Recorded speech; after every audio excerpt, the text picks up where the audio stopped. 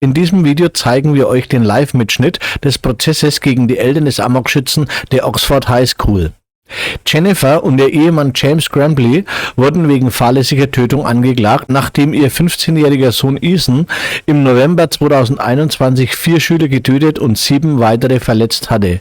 Der Schütze bekannte sich im Oktober 2022 schuldig und wurde im September 2023 zu lebenslanger Haft ohne Bewährung verurteilt. Die Anklage wirft den Eltern nun vor, ihrem Sohn die Waffe gekauft zu haben, die bei dem Amoklauf verwendet wurde. Der Vorwurf der fahrlässigen Tötung gegen die Eltern ist ein ungewöhnlicher Schritt der Strafverfolgungsbehörden in den USA. Der Vater hatte die Tatwaffe, eine halbautomatische Pistole, 4 Tage vor der Attacke gemeinsam mit seinem Sohn gekauft. Die Mutter bezeichnete daraufhin auf Online-Plattformen den Grund zum Kauf der Waffe als Weihnachtsgeschenk für ihren Sohn. Im März 2023 entschied daraus resultierend des Michigan Court, dass genügend Beweise vorliegen, um die Crumbleys wegen fahrlässiger Tötung vor Gericht zu stellen. Am vergangenen Montag lehnte derselbe Court einen Einspruch der Crumbleys ab. Die Crumbleys sind seit über einem Jahr im Oakland County Gefängnis. Sie stehen nun in 4 Anklagepunkten, unter anderem wegen fahrlässiger Tötung in Verbindung mit der Schießerei vor Gericht.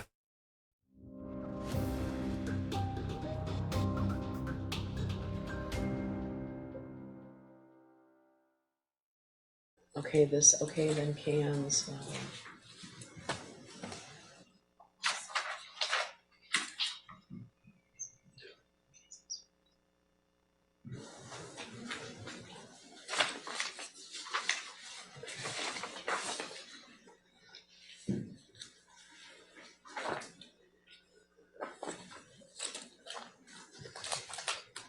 So the court is aware there are no other, we took all other reference out prior to trial of alcohol use in accordance with this court's order.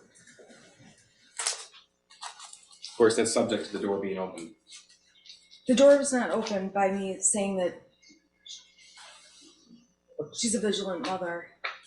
Okay, so they go to the barn after work. Is that correct? Do we know what time approximately they go to the barn? Because this text is at 1:30, right? Those texts are from during the day when they're making plans to go to the barn after work. Right. And then Wait, that's somebody else. I believe the text says something about leaving now at. Okay, so when are they at the barn in relation to his texts about demons? At the same time. Okay, but is that at 5 o'clock, 6 o'clock, 7 o'clock? The first text, the house is not haunted at 6:03 p.m. Okay. There's a picture of James on a horse taken by Jennifer. There's a picture of Jennifer on a horse at the same time. Okay, all right. So she says, I'm going to get drunk and ride my horse. That she's expressing her intention for that evening. Correct. I'm going to allow that text, but not the next one about, well, don't get drunk. We are definitely going to have some drinks. I need to stop and get me a 12-pack of Budweiser bottles, please. I'm going to keep that out. All right, and all right, I'm going to keep that out. She is indicating her intention to go later and ride her horse and get drunk. And when she's riding her horse, when she's at the barn later, is when he is texting and getting no response. So I think that could be relevant to her ignoring her son. All right? Yeah, problem. Sure.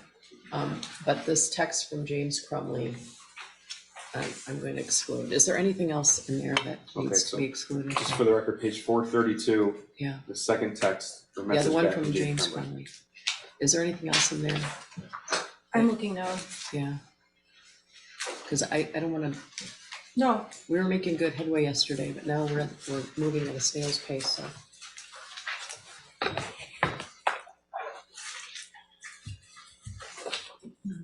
Well, Your Honor, there's also a text responding to the one about buying beers. Jennifer just says, okay, but glass is not a good idea. I mean, yeah, that you can strike that too, because it's referring to the text above. It's not relevant. So it would just be those 2 portions. Okay. Yeah, can you strike that? I don't know how easy it is to do it up here, but It'll just take a minute. okay. All right. This one? Are there any other issues such as this? before- I'm looking right now, Your Honor. Okay, well, we shouldn't be leaking right now.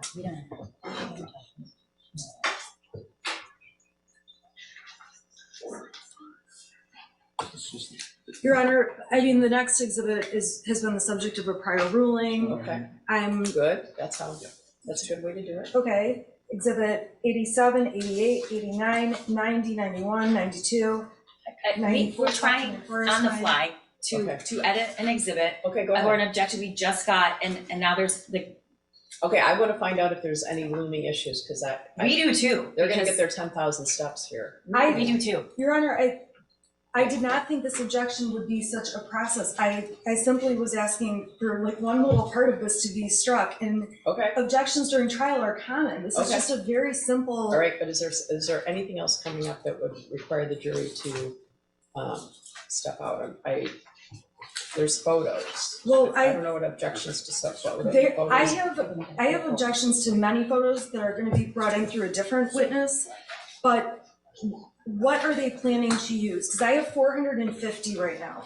If I know what's coming, I can tell the court. Okay, well, there's a list of exhibits, and there's, coming after that, after the text messages are pictures.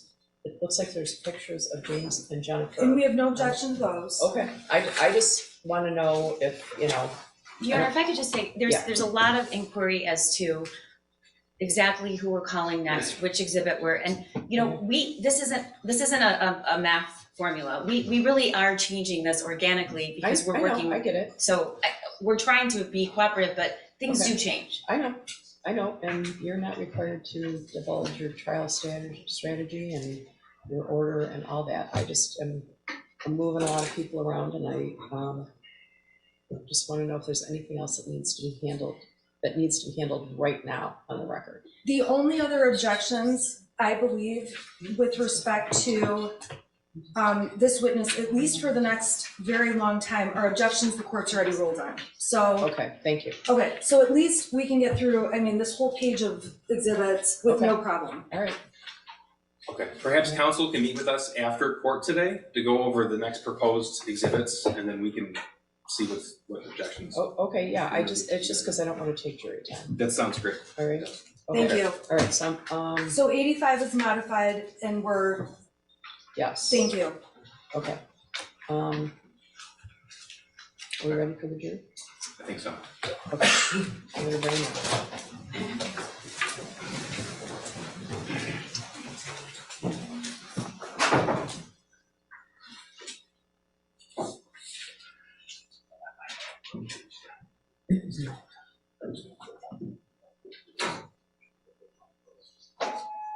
With all, when you see all of those, what do you mean? We're at 85 right now. Yeah, no, okay, these ones, just tell me how far you want to go, because I do agree with all those. Up through 100. Right, we're just already, that'll be easier. That's fine. And then I don't have any objections. Yeah. That's fine. That's fine. I didn't expect it. Yeah, You may be seated. I apologize, there's a large volume of information, and we want to streamline it for you as much as possible, all right? You're still on bureau? Yes, ma'am. Okay, go ahead. Thank you. Okay, we're on exhibit 84, I think. All right. This is between James and Jennifer Crumbley. Again, Jennifer is in blue, James is in green. We'll start at the top because I don't recall where we left off. Does he have his phone from Jennifer, March the 8th? I'm sorry, you said you're on exhibit 84, but I believe it's 85. 84 was admitted. 84 was admitted. Yes, because 85 is March 17th. 84 was on March 8th. Okay, so you're on 80, I'm on 84, okay, but mine 84 is does, on March 8th, and this one is on March. Yeah, Yeah, this is 84 on the screen. That's 84, yeah. okay, I'm sorry, there, He went it back. scrolled down, so Yeah. okay, thank you. James responds with yes, but he won't answer while he is walking. I will let you know the minute he walks in. Okay. Jennifer's response, I'm serious, freaking out. Is he home yet? And then, okay, now we're moving on to 85. So James and Jennifer Facebook messages. This is from March 17th of 2021. And you've seen this before? Yes, sir. And this is admitted pursuant the order that we just had on the record, correct, Judge? Yeah. Thank you. Okay, March 17, 2021, 1:23 p.m. Jennifer writes, cool, leaving at 4 today. Fuck this place. James's response is what? LOL, you have your stuff for the barn? Okay. And then Jennifer's response, yes, gonna get drunk and ride my horse. That's March 17, 2021, 1:30 p.m. Correct. There's a response back. And then what does James say? James says, okay, then cans, you have the debit card. And Jennifer's response, I know, hate my job. Can you bring out last, please? He says yes. Correct? Right, yes, I'm sorry. Okay.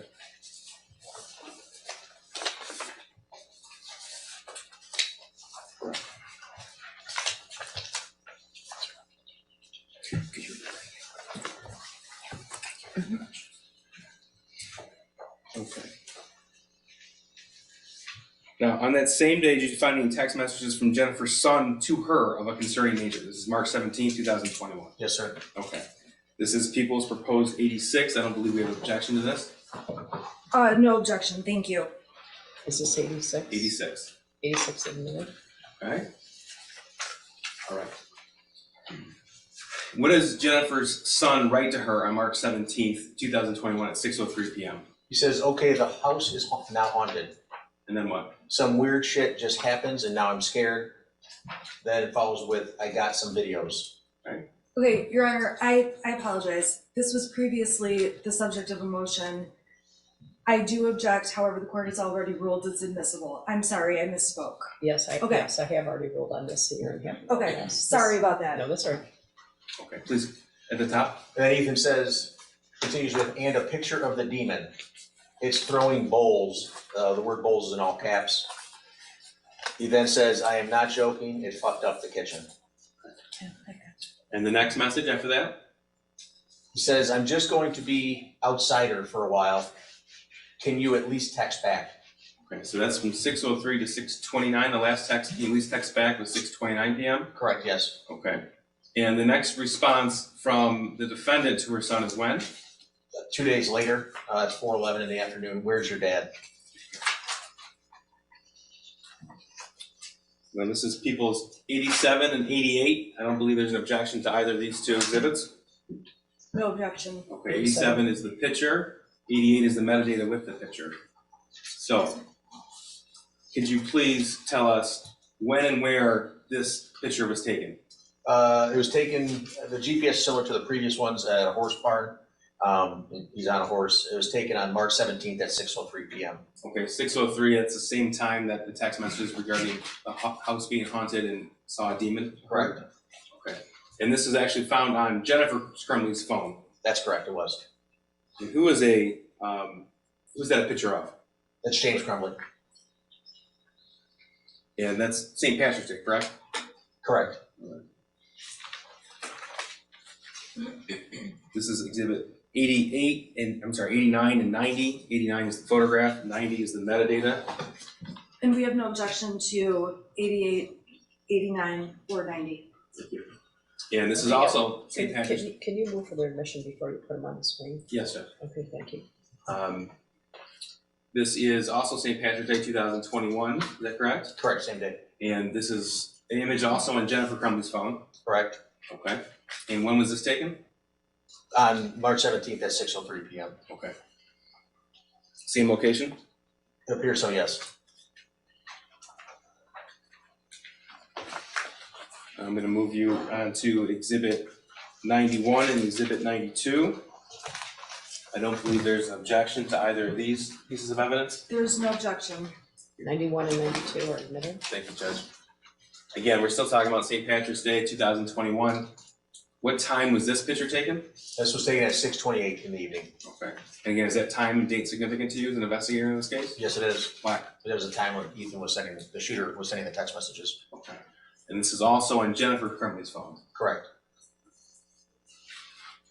91 and 92.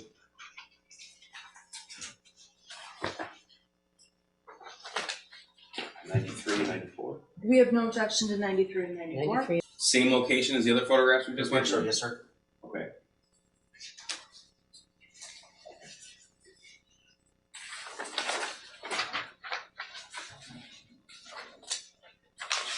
Now I'm gonna go back to exhibit 83. This has already been admitted.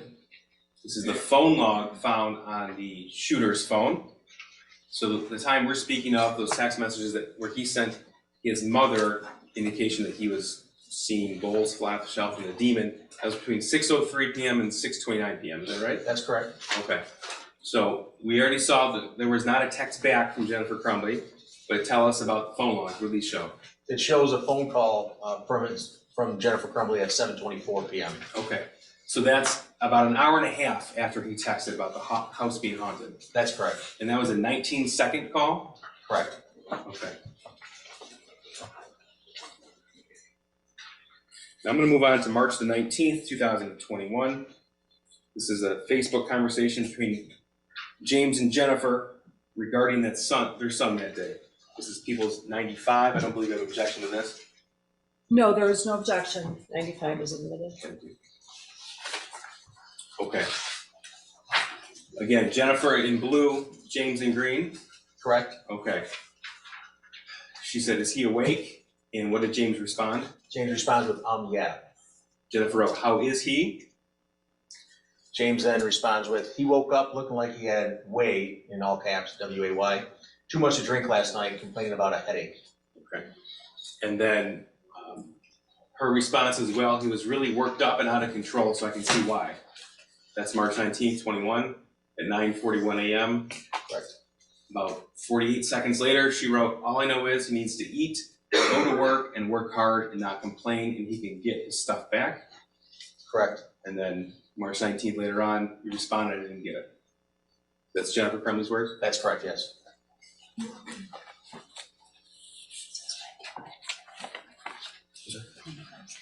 Yes. Because you did have marked 95 down for admission, correct? Yes, it's Thank okay. you. Okay. Now, the next day, March the 20th, did you find text messages from the school shooter to his mother, the defendant, of a concerning nature from that day? Yes. This is exhibit 96. I believe this was subject to a previous ruling. Any objection, aside from what was already noted? No. 96 is admitted. Thank you. But we're still on, I'm sorry, we're still on 95 on the slide. James wrote, "Jesus, yes." He said, referring to their son, "Let me ask you a question. Why am I in your guys' room, LOL?" And Jennifer's response is what? OMG. Oh my God.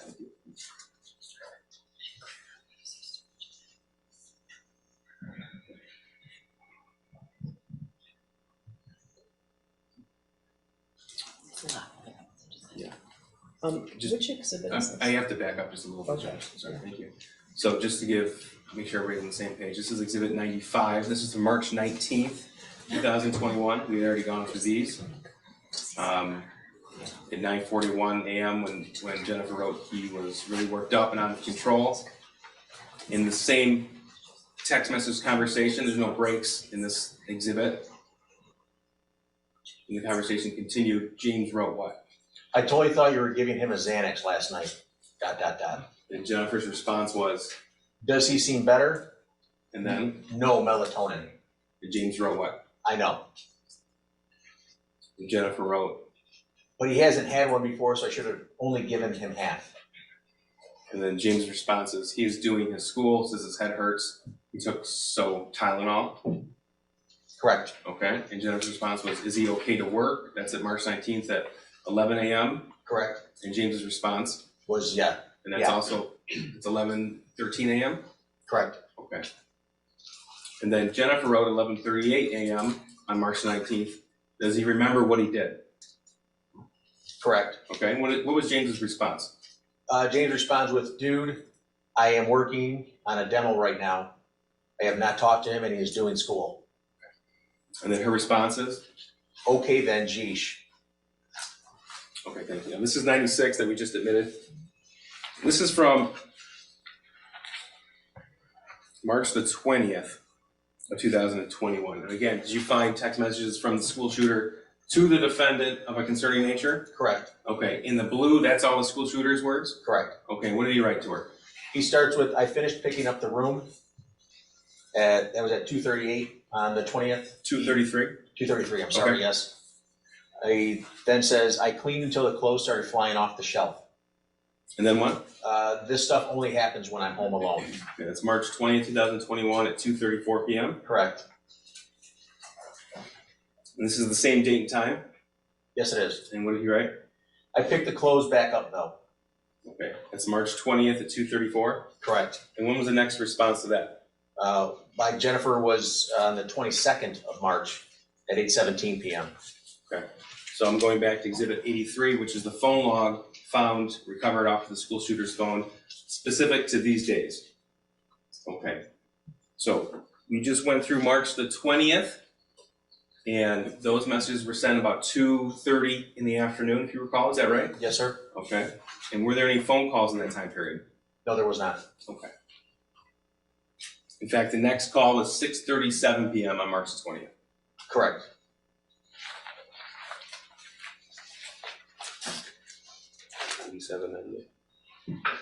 No objection. Oh, sorry, you can say the numbers and also no objection. 97 and 98, Judge, I believe will be admitted. We have no objection. 97 and 98 are admitted. Thank you. So, sir, were you able to tell where James and Jennifer Crumbley were yet again on that day? Yes, sir. Okay. This is 97 and 98. 97 is the photograph, 98 the metadata. This is March 20th, 2021 at 1:51 p.m. Correct. Okay, if you recall, the text messages from the school shooter were sent to his mother about 2:30 in the afternoon. Correct. Okay, so tell us where Jennifer and James Crumbley were at this date and time. They're riding the horses again.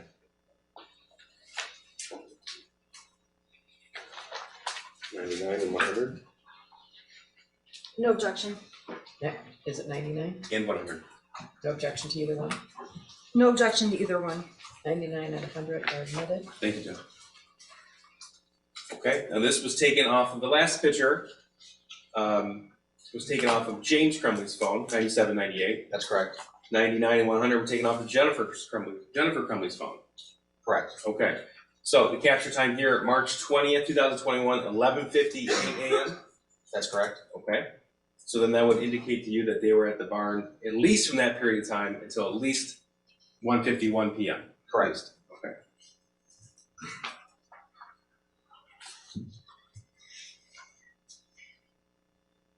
Sir, during the course of your investigation, did you come to learn that the school shooter had only one friend? Yes. And did you also learn that that individual was abruptly taken from the state of Michigan about a month before the shooting occurred? Yes, he was. And did you review the text message thread between the school shooter and that other individual? Yes. Okay. You've looked at the entirety of the phone of the school shooter as well as James and Jennifer Crumbley's phone, is that right? That's correct. If you could give us an idea, the volume of the data found in the text message thread between the school shooter and his friend. There was over 20,000 text messages just between the two people. I've done exams on phones where the combined number of text messages isn't that much. So what's the relative size and data between that particular text message thread and any other thread between the school shooter and anybody else? I think the most text between any other person might have been near 500, just an individual person. I'm going to show you a portion that's been previously admitted by this court of that text message thread from April the 4th of 2021, April the 5th of 2021. That's Exhibit 101. And the court's previously ruled on this. All right. 101's admitted. Thank you, Judge. So we have names redacted. 101 was found on the shooter's phone, is that correct? That's correct. Okay, so in this instance then, the green would be his words, the shooter's words. Correct, yes. Okay. Tell us what he wrote to his friend on April the 4th of 21. The shooter wrote, like I hear people talking to me and see someone in the distance. And I corrected the spelling of the word distance. It's April 4th at 11:56 p.m. Correct. Okay. Yeah. What else? The shooter said, I actually asked my dad to take me to the doctor yesterday, but he just gave me some pills and told me to, quote, suck it up. And then what? He then says, like it's at the point that I'm asking to go to the doctor. And then he says, my mom laughed when I told her. So that's April 4th, 2021, 11:57 p.m. His words, my mom laughed when I told her. That's correct.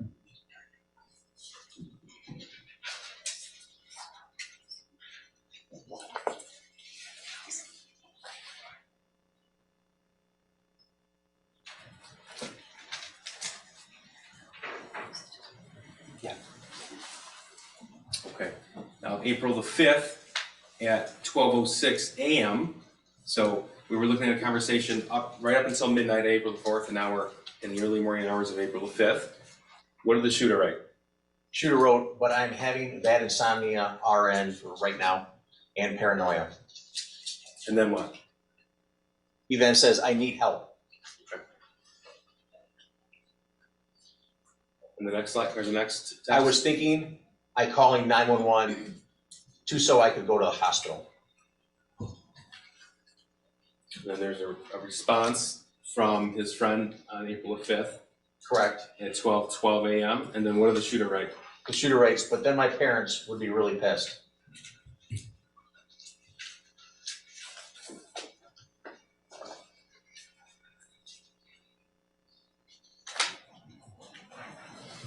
Now, April the 5th, 2021 at 12:38 a.m. What did the shooter write? The shooter writes, I'm going to ask my parents to go to the doctors tomorrow or Tuesday again. Then he says, but this time I'm going to tell them about the voices. Okay. Next text. He then says, like I am mentally and physically dying.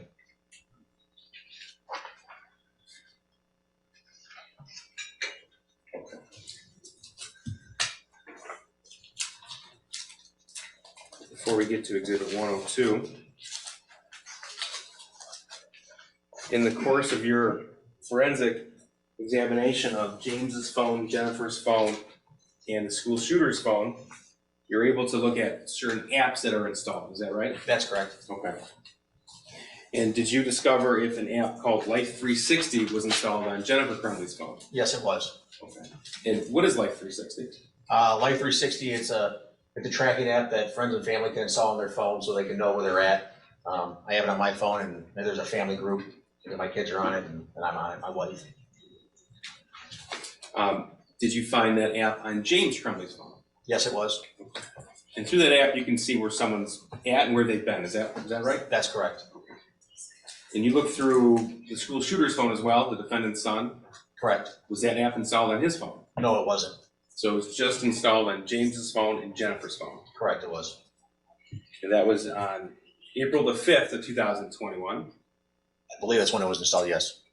That's the same day as these text messages, like I am mentally, physically dying, and asking to go to the doctor. Correct. Exhibits 102 and 103. I'm sorry, are these, this is 102 and 103? We have no objection, sorry. 102 and 103 are admitted. I'm sorry, did you say that the date of the installation was April 5th? Is that what you said? Yes, ma'am. So on the screen here, we can see the timestamp purchase date, April 5th, 2021. That's on Jennifer Crumbley's phone, correct? Correct, yes. Okay. And exhibit 103 on James Crumbley's phone, we have April the 5th, 2021 as well. Correct.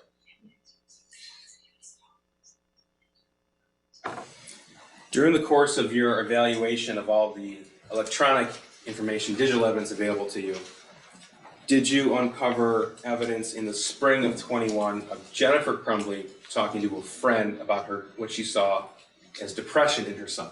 Yes. And were you able to review a Facebook conversation between Jennifer Crumbley and actually the school shooter's only friend's mother? Yes, Okay. So I want to make sure that I'm clear with you.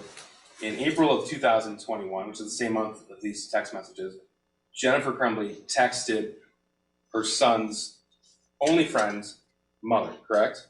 correct. Okay. And in that conversation is when you uncovered concerning text messages as an investigator to this case. Correct. This is 104. Thank you, and let me just take a quick look, I'm sorry. Yeah, I have no objection to this, thank you. 104 is admitted? That's just 104, right? Yes, thank you, Judge. Okay, this is April 29, 2021. Now, this is from Jennifer Crumbley's search warrant return, correct? That's correct. So she's agreeing in these. Correct. All right. So what did she write? She starts with, Ethan isn't bowling tonight, just want to let you know. Not sure if they need a partner or not. Okay, and then her son's friend's mother, also named Jennifer, writes, is he feeling okay? Correct. And the defendant's response? She responds back with, yesterday he wasn't, and he's been acting kind of depressed, so I don't know what's going on. Okay, this conversation continue? Yes, it does. What does the defendant write? The defendant says, I'm not sure if there's something bothering at school. He really doesn't feel good. I can't get anything out of him. Okay. And the person she's communicating with writes her son's name too. He stayed home from school today. The only time he's happy is when he's with the school shooter. Correct. And then her son has 2 E's and 2 D's. I'm wondering if he's worried about that. That's the other individual worried about her own son. Correct. Okay. That's 5:24 p.m. on April the 29th. That's correct. The conversation continues. What does the defendant write? Defendant says, yeah, this is all new to me. I'm not used to Ethan being moody. He's usually pretty happy, and we'll talk about anything. I do know Ethan's been stressed about school and his grades. We called the school, but she wasn't in. Social, do it tomorrow. I think his grades have a lot to do with it. He just got to a point where he got so far behind when we were out of town. He's having difficult time making it up. And then the other individual writes, I'm sorry, her son's struggling too. To be honest, I'm sick of fighting with him about it. Stupid online school really messed him up. I'm thankful her son has the shooter as a friend. They laugh and have a great time together. That's April 29th at 5:31 p.m. That's correct. Okay. And then what does Jennifer respond? Jennifer responds with, yeah, me too. I'm just glad they're still getting along. And it wasn't an issue with those two as to why he was being depressed. The online school is horrible. I've given up too. I just told him to do the best. Don't worry about it. Next year is a new year. Okay, and then what's the next text? She says, maybe if, referring to the shooter's friend, feeling better, if he wants to come over after work on Saturday, he can take him up to go bowling and make up their scores. He's more than welcome to stay the night and go to work in the morning. We set up a little shooting range in the backyard for Ethan's BB gun. They could do that. Okay. Okay, and the response was her son's been excited to shoot. Correct. Okay, and that was April 29, 2021? Yes?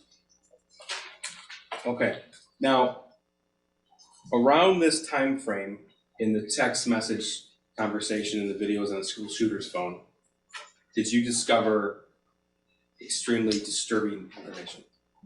Yes, sir. Okay, and I'm not asking you to go into detail, but as an investigator, it was important to you. Yes, it was. Okay, and in fact, it was in the days after these messages were sent? Yes, it was. Okay, and the school shooter shared that with his friend, his only friend he had. That's correct.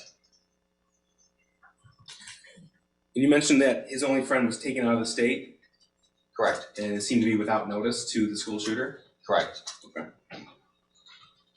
Did you uncover evidence that either James or Jennifer Crumbley commented on the fact that his only friend was taken out of the state? Yes. This is exhibit 105. Yes, I have no objection to 105, thank you. 105 is admitted? And you said that was around about a month before the shooting at Oxford High School? Yes, it was. Okay. So, this is from Jennifer Crumbley's Facebook, again to the mother of her son's only friend. Correct. Okay, and this is October 31st, 2021, 9 o'clock in the morning? Yes. Okay, and what does she write? Jennifer writes, James filled me in on Ethan's friends last night. I'm so sorry you guys are having to make such a hard decision. Please let me know if you need anything. Okay, and then November the 3rd, she wrote what? She says, how are you guys all doing? Been thinking of all of you a lot. Okay. And you know from your investigation, this is the time frame when the shooter's friend was taken out of the state. That is correct. Okay, in this conversation, November the 4th, that other individual writes what to Jennifer Crumbley? She writes, hi Jen, we're doing okay. It was the hardest thing I've ever had to do. I worry about him constantly and miss him terribly. I know that he's where he needs to be to get better though. Thanks so much for checking on us. I appreciate you and your family. She's referring to her son, the shooter's friend, was only happy and relaxed with you guys. And in response? Jennifer responds with, please keep us updated. I know Ethan misses him. If you guys need anything at all, please don't hesitate to ask. And that was, again, in November of 2021 before the shooting. Correct, on the 4th, yes. Okay. Now I'm going to direct your attention to the days around the shooting and what you were able to obtain as far as a digital footprint of the Crumbley family. Okay. Starting November 26, 2021, is that date significant to you? Yes, it is. Why is that? That was the day the gun was purchased. Okay. And we heard yesterday that the gun is in the murder weapon? Yes, sir. Okay. That was a 9mm Sig Sauer handgun? Yes, it was. Okay. That's been admitted in evidence, and we heard it was bought from a firearm store in Oxford. That's correct. Okay.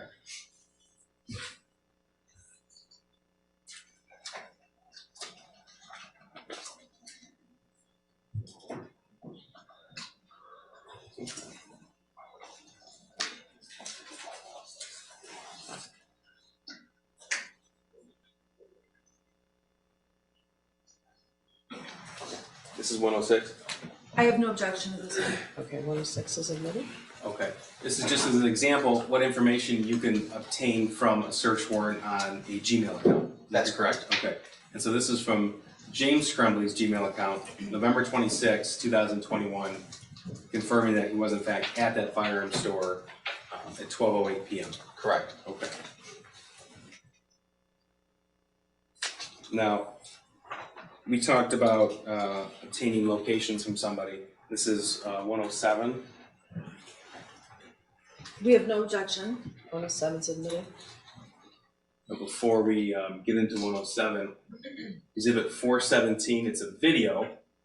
Sir, in your analysis of the shooter's phone and Jennifer Crumbley's phone, social media accounts, you were able to obtain videos taken by the school shooter with that handgun, the murder weapon? That's correct. Okay.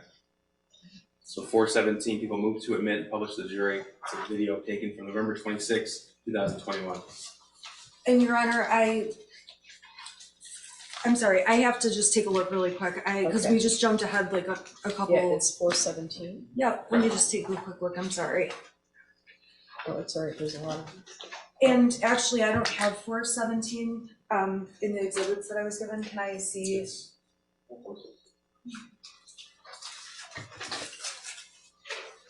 It wasn't on my hard drive that I was given. Okay, Your Honor, I have no way to play this, and I don't have this. All these Can I are just have? I don't know what It's a it very is. short video. It's not on our. I just need to see what the video is. Can we just unplug the computer and can you just show it to me really quick? Is there audio? No. Was it provided to the defense? Yes. It's, It was shown at the preliminary examination as well. Your Honor, I'm sorry, it's not on the exhibits they gave me on the desk. So there's a million videos in this case and I have no Okay. idea which video it is. Okay. I well, probably have no objection. Can I just see what video it is? Sure. Well, I guess I thought for a moment when he said it was played at the preliminary examination, it might refresh your recollection about what it was. But if you can take a quick look, that'd be great. I don't have a flash drive player on here, so can we just turn the screen off for 1 second and just take a quick look? Yeah. And I apologize, I No, it's okay. There's a lot of stuff. I don't want to release the jury because their lunch is not made. I haven't made your lunch Oh, yeah, yet. sorry, I'm sorry. We're having lobster today. Okay, and so this is 417. 417. Okay.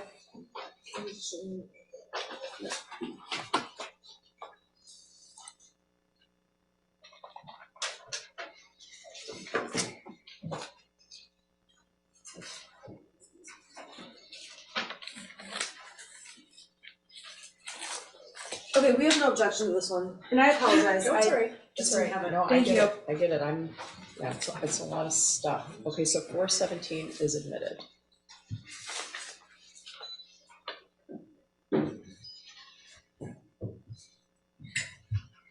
Okay. May I, Judge? Sure. Thank you. Now, this is what you obtained from the shooter's phone, and it was captured 6:39 p.m. on November the 26th, 2021? That's correct. Okay.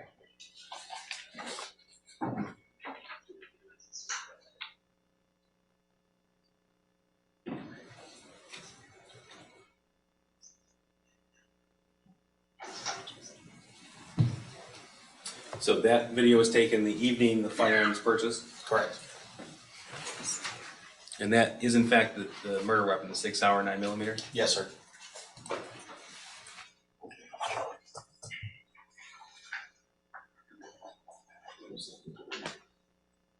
I have no objection to those. What number is it? 107 and 108, Judge? 107 was previously admitted, 108 is admitted. Thank you. Okay, now, Agent Brandon testified yesterday to much about the evidence regarding the firearm, so I'm gonna move you ahead to November 27th, which is the next day, the day after the 6-hour was purchased. Okay. All right. So, all right, 107. This is evidence obtained from James Crumbley's Gmail account, is that right? That's correct. Okay, so you were able to tell what James Crumbley was doing from 8 a.m. to 8:59 p.m. on November 27th, 2021. Correct. Okay, and tell us what was he doing? He was delivering DoorDash. So these dots, these data points are what? What do they signify? Those are the GPS locations that were provided when the location services was turned on from Google. So we know he was out of the house basically the whole day. Correct. Okay. Now 108, we have Jennifer Crumbley's Gmail data points, and from what time period? That's from 2:29 p.m. to 3:32 p.m. Okay, and this is exhibit 108. It shows she's out of the house from about 2:30 to 3:30. Is that right? That's correct. Okay, thank you. Now, the next day is Sunday, November the 28th, 2021.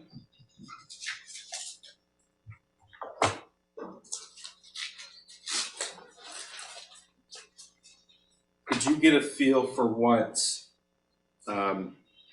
Jennifer Crumbley was discussing based upon her Facebook messages, what her plan was doing on November the 28th, 2021? Yes. Okay. And in fact, you recovered chat history with an individual named Kira Pennick? That's correct. Okay. And through the course of this investigation, did you come to learn who that person was? Yes, I did. And who is that? She was the owner of the horse farm. Okay. That's the horse farm where Jennifer and James Crumbley would board their horses? Correct. Okay. She's going to testify later on in this trial, but you reviewed their Facebook chat history? Correct. Okay. So that's 109. People move to that 109. Your Honor, can I just have one moment? This is a, It says it's a thread between your client and Kira Pennick on November 28th. That's what it purports to be.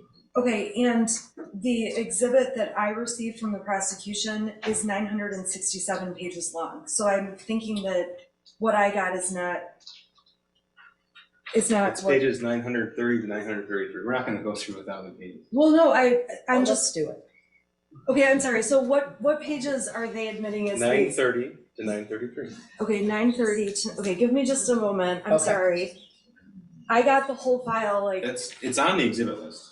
Yeah, the exhibit list indicates, this exhibit list is what I got on Tuesday. I'm not sure when it was shared with the defense, if it was the same day or not, but it says pages 930 to 933 are the only ones they're seeking to highlight.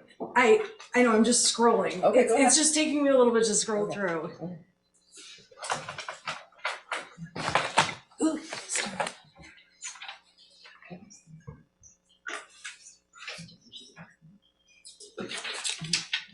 can't see the page number on this. I need to use my computer. I'm sorry, I'm trying to get to 900. It just takes a little bit to load because it's such a big file.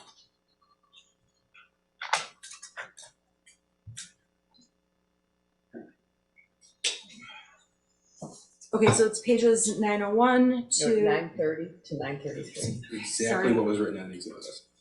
and I'm trying to get to the pages. The file they gave me is much larger than 3 pages. Okay. The exhibit On was, every other exhibit, they have narrowed it down, and this one is much bigger. I just need a okay, moment. you're good, you're good. The exhibit list says, the pages that they're. I know, but I can't pull it up fast enough because my computer's, I'm trying to go as fast as I can. Okay.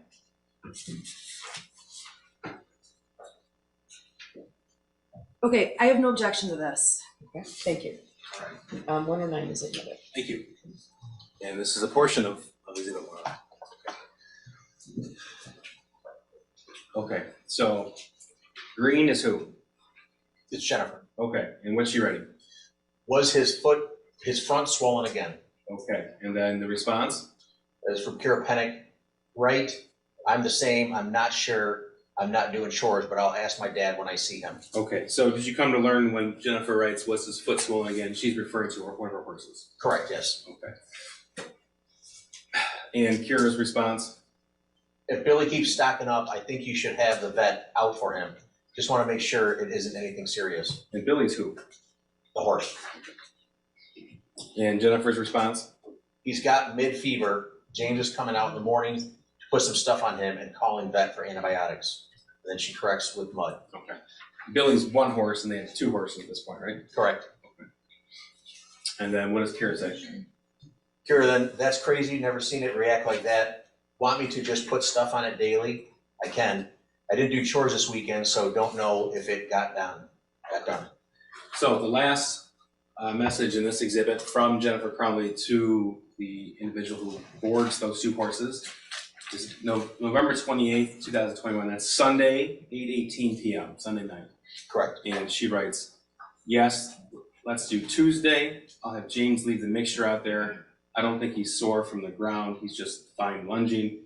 Just need to keep moisture off his scratches and get him on antibiotics. Should be clear in a week. That's correct. And that's again in reference to one of our horses. That's correct. Okay. Now, did Jennifer go to the barn that day? Yes. When you say that date, you mean the 28th? Yes, thank you, Judge. This is 110, 111. No objection to those. 110 and 111 are admitted. Thank you. 110, this is from her Gmail search warrant return. We can tell that she's at the barn at noon on November 28th.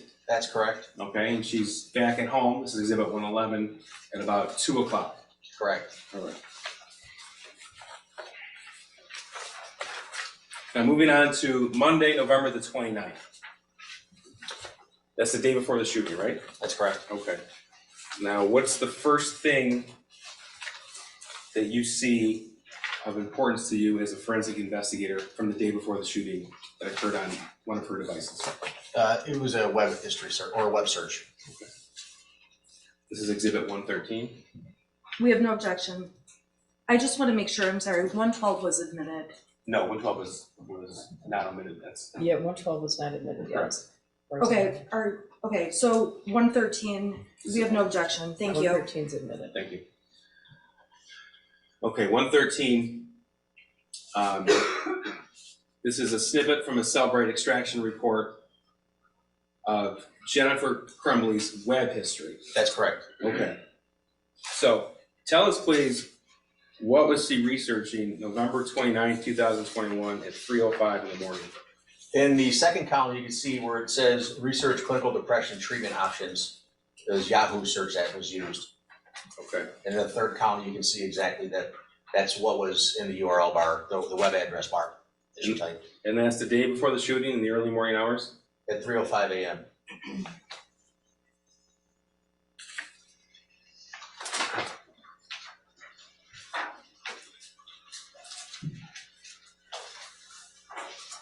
All right, now let's talk about the Facebook conversation between James and Jennifer from later that day, Monday the 29th. This is 114. I'm sorry. I have no objection. 114 is admitted. Thank you. Okay. November the 29th, 2021, 8 a.m. Jennifer writes to James, "Are you at the barn?" And then about 40 minutes later, she sends a question mark. Is that right? That's correct. Okay. And then James responds to what? He responds with, starting with a question mark, working on Billy. Okay. So it appears, at least from this message thread, that he's at the barn with their horse Billy. That's correct. And then he sent a picture. That's correct. Can you tell what that's of? It's horse's legs, it appears. Okay. And what does Jennifer respond to that picture? Do the fronts too. Okay, and this is 9:21 a.m. What does Jennifer say? Jennifer asks, did you call the vet? And then what? Make sure you get back in between his heel balls. Okay, and James's response to that? He responds with, I did, and then fronts too. And that's at 9:34 a.m. on November the 29th. That's correct. At 9:35, what does James say? He texts, what exactly should I tell vet? Type out for me, leaving barn now. Okay. And then Jennifer responds, Billy looks to have scratches / mud fever. He's starting to stock up on all fours and concerned about infection. He's not lame, sensitive to the touch, and they go down when he moves. Is there an antibiotic I can get him on? We just put Desitin and antibacterial on his legs today. That's November 29th, 9:41 a.m. Is that right? That's correct. Okay. And then she sends a message to him. Correct. And what does she say? She says, was he stocked up this morning? And then James's response? James responds with, he was stocked up more in the back than in the front. In fact, the front didn't really look stocked up at all. So I launched them for a few minutes before I put the stuff on it. And it took the swelling down a little bit, but I got the cream all over, in between his heel bulbs and stuff like that. I'll call the vet here in a minute. Okay. Now, sir, it's been a little tedious going through all of the messages regarding the horses. Give us an idea, because you're the one who actually extracted that information from Facebook. You reviewed it. How often will they show concern over their horses? Quite often. Okay. Okay, and Jennifer's response, this is the same conversation, November 29th at 9:58 a.m. She responds with, it made sense, LOL. Okay, and then James responds more about the horse, is that right? That's correct. Okay. And Jennifer responds to that message? Yes, she did. And that's at 10:15 a.m. Correct. Okay. Now, this same day, same time period, did you uncover evidence that someone from Oxford High School left a message for Jennifer Crumbley? Yes, correct. Okay. And in fact, that was at 9:41 a.m. That's correct. Okay, so that was in the midst of the Facebook conversation between James and Jennifer about their horse. Correct. Okay. And were you able to obtain that voicemail from Jennifer Crumbley's phone records? Yes. Okay. People move to admit 115. No objection, Your Honor. 115 is admitted. Thank you. Hi, Ms. Crumbley. My name's Pam Fine. I'm calling from Oxford High School, and I'm here with Mr. Hopkins and Ethan, the counselor. I was just calling to let you know that we just spoke with Ethan, had a really nice conversation. One of the teachers had sent an email to the office that she was concerned that Ethan, when she was walking around the room checking assignments, that he was on his phone looking at bullets and that sort of thing. So she just wanted to have a conversation. We did. We said he had the shooting range with you this weekend, and we were like, yep. Guns are a hobby for a lot of people, and shooting ranges, and that's perfectly normal. And that we just wanted to make sure I had a conversation with him about the things he searches at school, and things versus searching at home, like can give a good example of like if a teacher makes beer at home, perfectly normal and healthy, but use these searches for making beer at school. So we had a conversation. He was great. He was like, yep, I get it. So I just wanted to let you know that we did have that conversation with him, and about 5 minutes, and he went back to class. All right, if you have any questions, you can give me a call. Otherwise, it'll be a great holiday. Thanks. Bye-bye. Okay, that was the day before the shooting at 9:41 a.m. Correct. Okay, did Jennifer Crumbley access that voicemail? Eventually, yes. Okay, this is exhibit 116. We have no objection. 116 is admitted. Thank you, Joe. And according to your analysis, she accessed the voicemail at 11:49 a.m. That's correct. Okay, so that's still in the midst of the conversation she was having with James about their horse. Correct. Did you uncover evidence that Jennifer Crumbley texted her son about that voicemail? Yes. Okay. This is exhibit 117. I have no objection. 117 is admitted. Okay. Now, owner, Green, this is Jennifer because it's from her phone, is that right? Correct. Okay, and in fact, you were able to take the whole text message conversation that existed between between Jennifer Crumbley and her son, is that right? And if it were to be printed out, it'd be over 200 pages or so, is that right? Sounds about right, yes. Okay, so I'm gonna show you portions from November 29th and we'll refer back to this. So November 29th at 11:53 a.m., this is a few minutes after she listened to the voicemail, what did she write to her son? She says, seriously, 2 question marks, looking up bullets in school, question mark, question mark. And he writes back, what? And then, oh yeah? Correct. And then he wrote what? I already went to the office for that. It was in first hour. All I did was look up a certain caliber at the end of class because I was curious. It was on my phone. Okay, that's 11:53 a.m., November 29th? 11:54. 11:54, thank you. And then what did he write? Completely harmless. Teachers just have no privacy. They said I'm all good. And then the next message? The shooter continues, I understood why. They talked to me and they said, that is, I'm good. Okay, and then he wrote, this is nothing I should get into trouble. This is nothing I should get in trouble about. He Correct. wrote that to the defendant at 11:55 a.m. That's correct. And what was her response to that? You're not, they left me a voicemail with a hand over face emoji twice. Okay. And then what did she say? She then says, did you at least show them a pic of your new gun? So she wrote at 12:14 p.m., did you at least show them a pic of your new gun? Correct. And his response?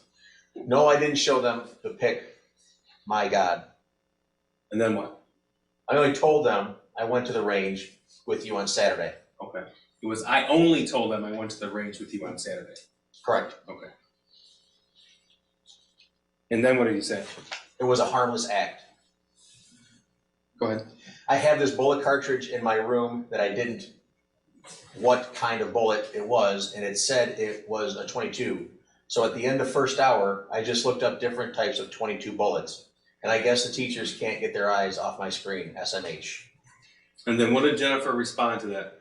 She responds with, LOL, I'm period, not mad. You're not, you have to learn, not period, 2 period, get caught, period.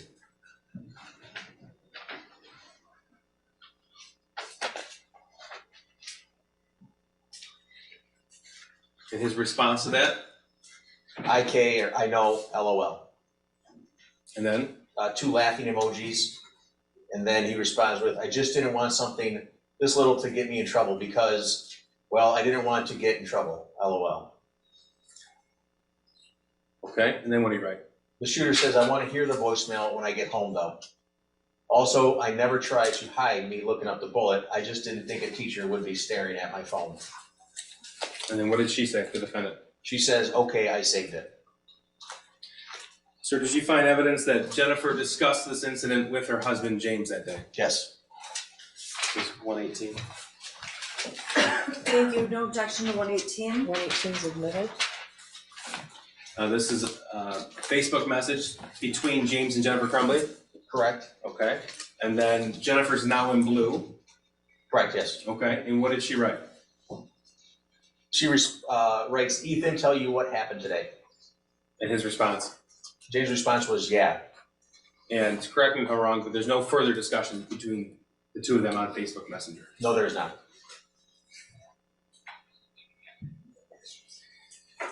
Now, sir, I want to take you back to the day of the shooting, November the 30th, 2021. And what we'll do is go step by step with what you were able to discern from your available sources of information. Okay? All right. Exhibit 119. Well, first of all, we already talked about how you were the individual who went through all the surveillance video.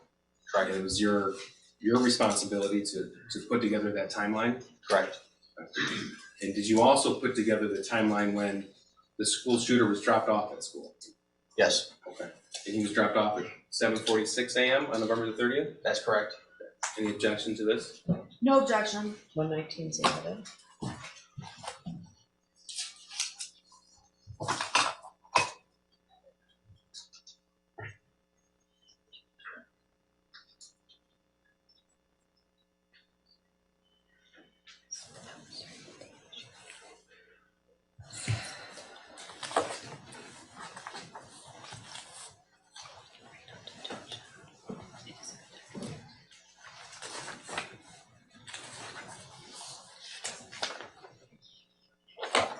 Do you see him being dropped off? Yes.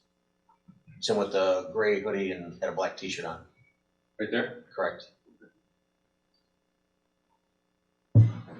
Judge, in looking at the time, this might be a good time to break for lunch, given the fact that we're starting to go through the evidence from the day of the shooting. If their lunch is ready. Yeah, well, that's a good point. Just because this is now it's a transition. Oh, okay, all right. Your lunch is here, so, I wanna let you know that because you're on the stand right now, you're not allowed to discuss your testimony with anyone until you're finished testifying, okay?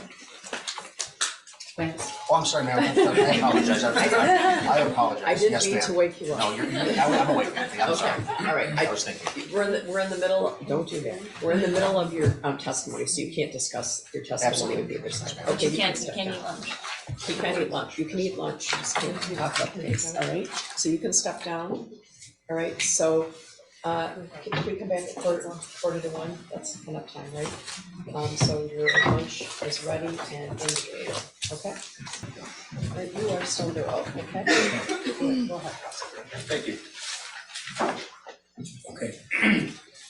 I'm going to now direct your attention to exhibit 119. We spent a lot of time, I'm sorry, Judge, just for the record, since you're announced, we have paralegal Mandy Nell at that table to help with the exhibits. Okay. Because once again, he does not trust me with liquor. I understand. This is true. Sir, we spent some time talking about the background of the Crumbley house. So we're going to talk now about November the 30th, 2021. You stated that you were able to put together sort of digital footprint from that day. Correct. Okay. So exhibit 119, which has been admitted. This is the Oxford High School surveillance video from when the defendant's son was dropped off. Is that right? Yes, sir.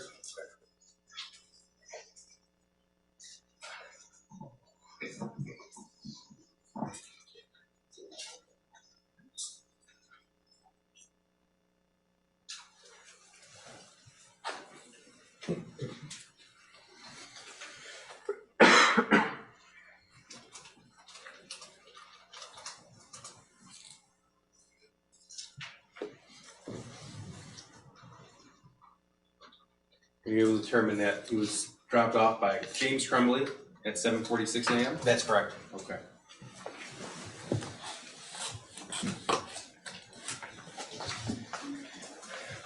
Were you able to determine the time that Jennifer Crumbley got to her place of employment that day? A little after 9 in the morning. It's exhibit 120. We have no objection to that. Thank you. Sir, this is a screenshot from surveillance footage of her employer from November the 30th, 2021. And that's Jennifer Crumbley on November 30th, 2021, entering that building at 9:04 a.m. Correct. Now, shortly after she arrived, did she receive a phone call from the school? Yes, you did. Exhibit 121. We have no objection. 121's admitted. And this is a snippet from her phone log, would that be correct? That's correct. Okay, so November the 30th, 2021 at 9:24 a.m. was a missed phone call, and that's from Oxford High School. That's correct. Okay. And she called the school back at 9:27 a.m., is that right? That's correct. And they had a 5-minute and 43-second conversation? Correct. Okay.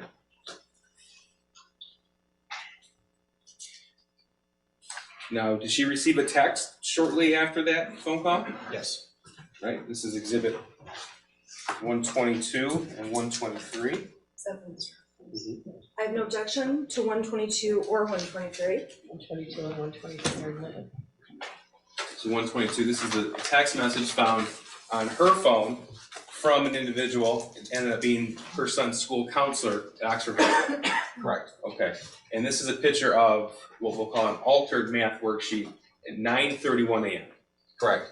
All right, and if you were to click on that link, this would come, correct? Okay. And then she also received an email with the original math worksheet. That's correct. All right, this is exhibit 124. No objection. And this email, 124 is admitted. thank you. That was shortly thereafter. And the image in the email was in fact exhibit 74, which was the math worksheet that her son created on November the 30th. Correct. Okay. So she had this information about 9:30 in the morning on November the 30th. Correct. Okay.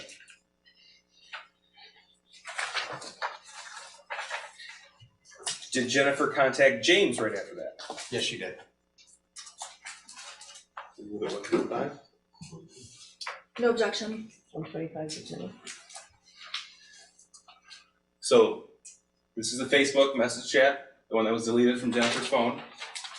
Blue is Jennifer Crumbley, is that correct? That is correct. And green will be James Crumbley. That's correct. Okay. So at 9:33 a.m., what did Jennifer write to James? Call now with now in all caps, emergency. And then she texted again, less than 2 minutes later, emergency. Okay. And she sent these two pictures, both the original and the altered worksheet to James? That's correct. And this is at 9:38 a.m.? Correct. What was James's response at 9:44? James responded with, my God, WTF. What is it? WTF, what the fuck? Right. Excuse me. Then responded, vet not here yet. It's McElmurray for Kira's horse, still waiting on vet. And we already talked about that they were concerned over one of their horse's medical issues. Correct. Okay. And what was Jennifer's response at 9:50? She responded, he said he was distraught about last night. And James's response to that? We talked about it this morning. And And then he asked her, you talked to him? okay, and that's 9:51. And what was Jennifer's response? 6 minutes later, she texted, can you call?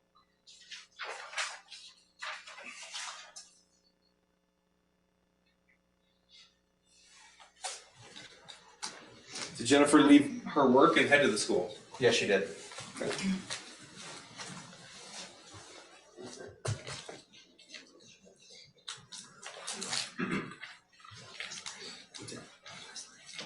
Did Jennifer Crumbley also text this picture, exhibit 74, to anybody else at that time? Yes, she did. Okay. This is exhibit 126. We have no objection. 126 is admitted. Now she sent this picture, this text to Andrew Smith at 10:05 a.m. Correct. Okay. Did you learn who Andrew Smith was? Yes, I did. And that was her boss? Yes, it was. Okay. And what did she text with the caption on this picture? She said, I have to go to my kid's school. Counselor just called, and this is what I'm dealing with. I'll be back 11:30 to 12 at the latest.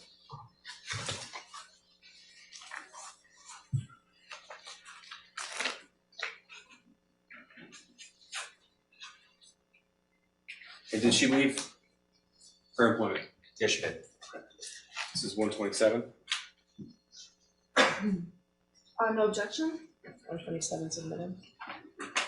Okay, this is her leaving at 10:06. Yes.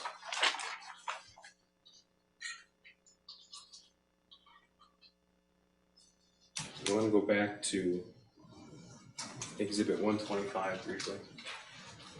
Skip over it. She wrote, can you call at 9:57, and then what did she write? She wrote, heading to his school, I'm very concerned. Okay, so at 10:04, she wrote, heading to his school, and I'm very concerned.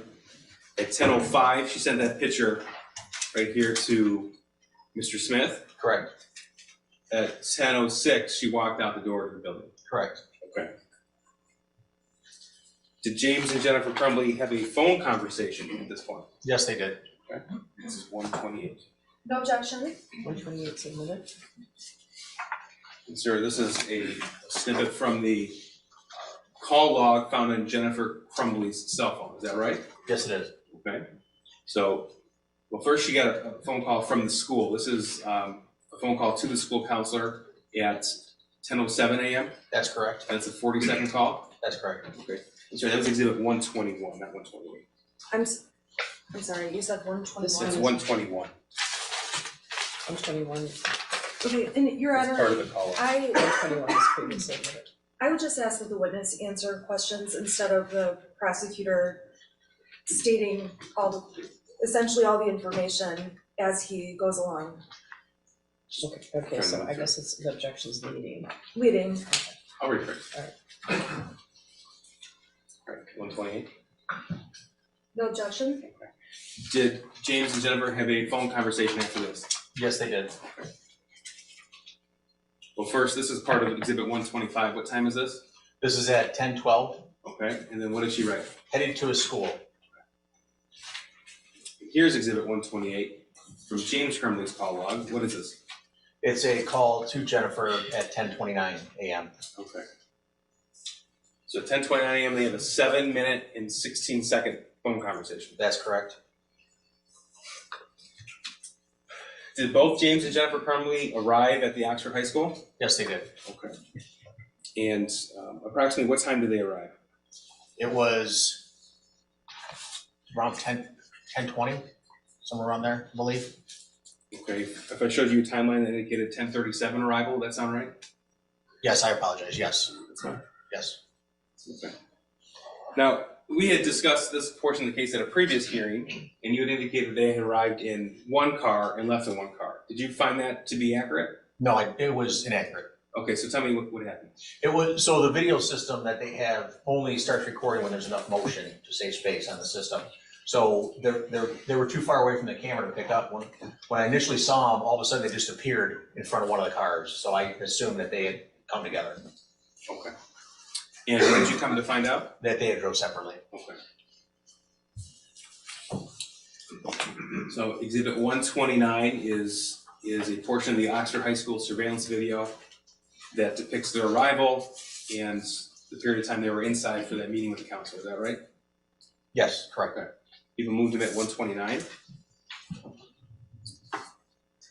I have no objection, but I'm just wondering if it's the actual video that's Correct. that's the exhibit. Okay, no objection, thank you.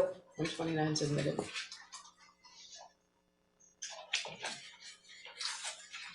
So there's a timestamp at the bottom. I want to make sure we see this.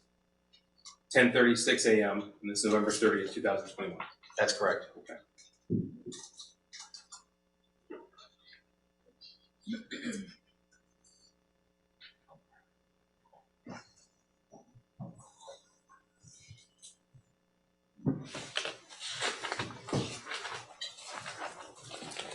And let us know, please, when you see either the defendant or her husband.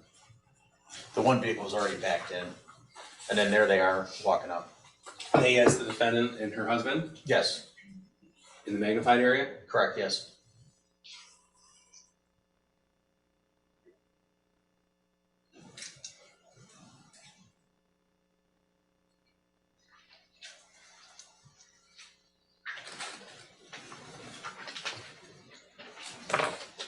What's this portion of the video depict? Them coming into the school, What area of the school? the front by where the offices are. Okay. This is 10:39 a.m. Correct.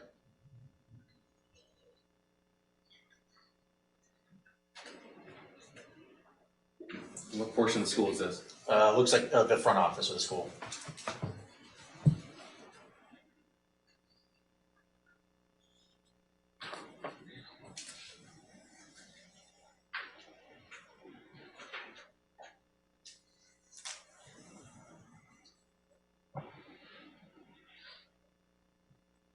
Now this time right here, that's a broken clock, correct? It is correct, it never changes.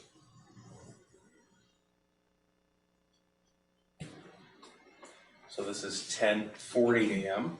Correct. The counseling office. I'm sorry? They're in the counseling office. Sorry.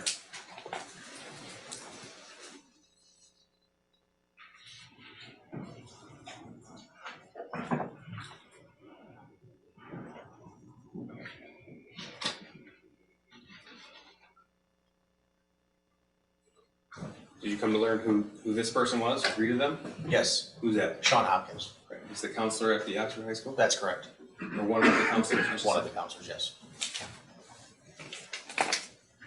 And the time skips a little bit. This is now 10:52 a.m. What do you see in this portion? That's the shooter coming out of the Mr. Hopkins' office. With the red backpack? Correct. So they walked in at 10:41 and the shooter walked out at 10:52? Correct.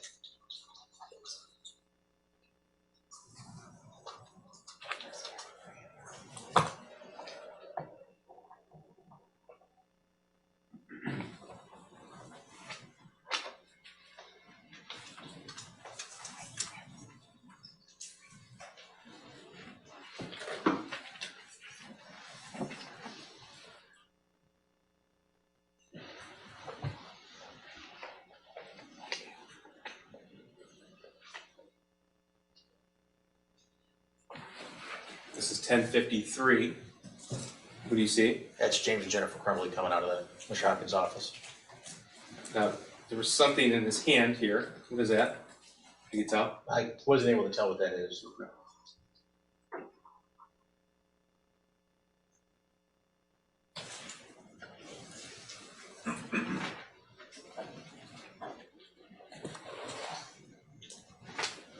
Okay, Jennifer Crumbley has a piece of paper in her hand. Yes, she does. Did she have that walking into the counselor's office? No, she did not. And then right there, she handed that piece of paper to James Crumbley? Correct.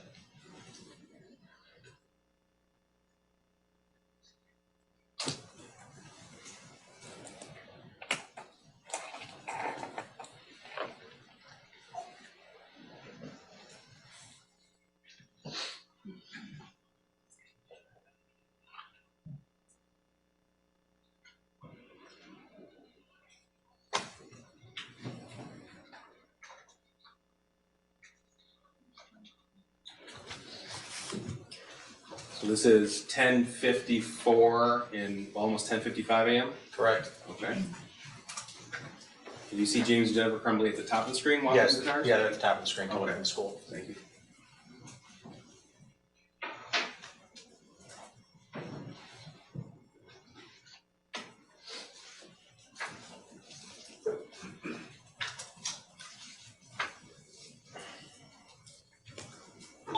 What are we seeing in this scene right here? The one of their vehicles is leaving right there, the black one.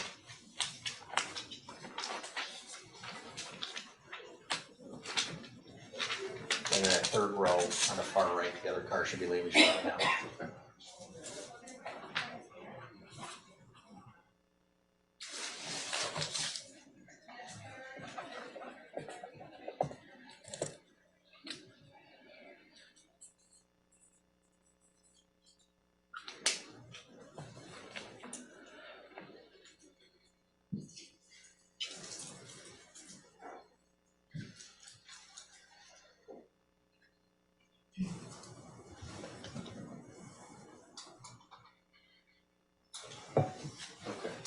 This is one of the Crumbley vehicles? Yes, it is.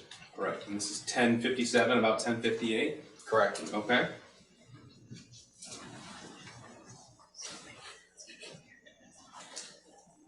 So we saw them walk in at 10:41 to the office. There's some left at 10:52, is that right? And then we saw them leave the parking lot here at 10:57, 10:58. That's correct.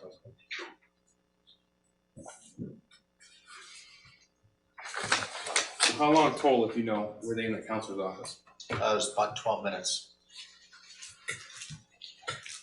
What's the first thing that Jennifer Crumbley did on her phone or social media after that meeting? She sent a message to Kira. Okay, this is 1:30? We have no objection? 130 submitted. So this is a screenshot, Right, is that right? Okay. And these were taken from Kira Pennick's phone. that's correct. Okay. So the icon there, the picture on the horse, this is Jennifer Crumbley's words, correct? Yes, that's correct. Okay. And what did she write at 10:58 a.m.? Okay, I'll bring some out later. Just had to get my son's school, go to my son's school and meet his counselor. Shit day. And then Kira's response? Oh man, everything okay? Do you still want to do lesson tonight? And then what did Jennifer respond to that? Yeah, I still plan on doing the lesson. Everything's okay. He's just having a hard time after losing Tank, his friend going away to a treatment facility, and who knows what else. But he was caught drawing this on his math assignment today. And then this is Exhibit 74, the math drawing that she was sent. Correct.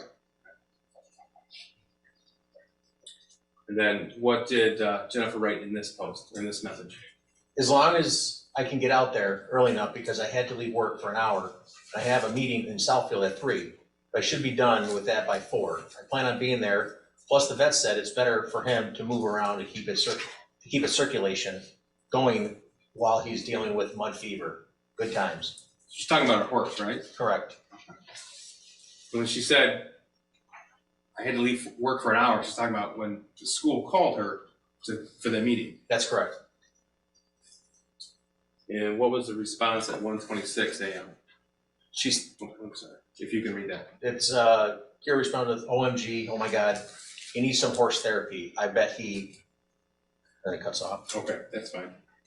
The rest of these will be in through Kira later on. What's the first thing that James does when he leaves the meeting? Starts door dashing. This is 131. No objection? 131 submitted. 131. So what are we looking at right here? That was a response from a search warrant served to DoorDash. Okay. So we have not just the 30th, but we also have the 29th. I'm going to direct you to the first DoorDash pickup, November 30th, 21 at 11 a.m. Is that right? That's correct, that's when he checks in. Okay. So that was about 4 minutes or so, 3 minutes after he left the parking lot? That's correct. And Jennifer's text to Kira was about 2 minutes after she left That's the parking lot? Did Jennifer go back to work? Yes, she did. All right. Here's 132. I'm sorry, Judge Henry, yes, no objection. 132 is admitted. Thank you. And this is what? Her re-entering her place of employment at 11:24 a.m. Okay. And that's November 30th? Correct.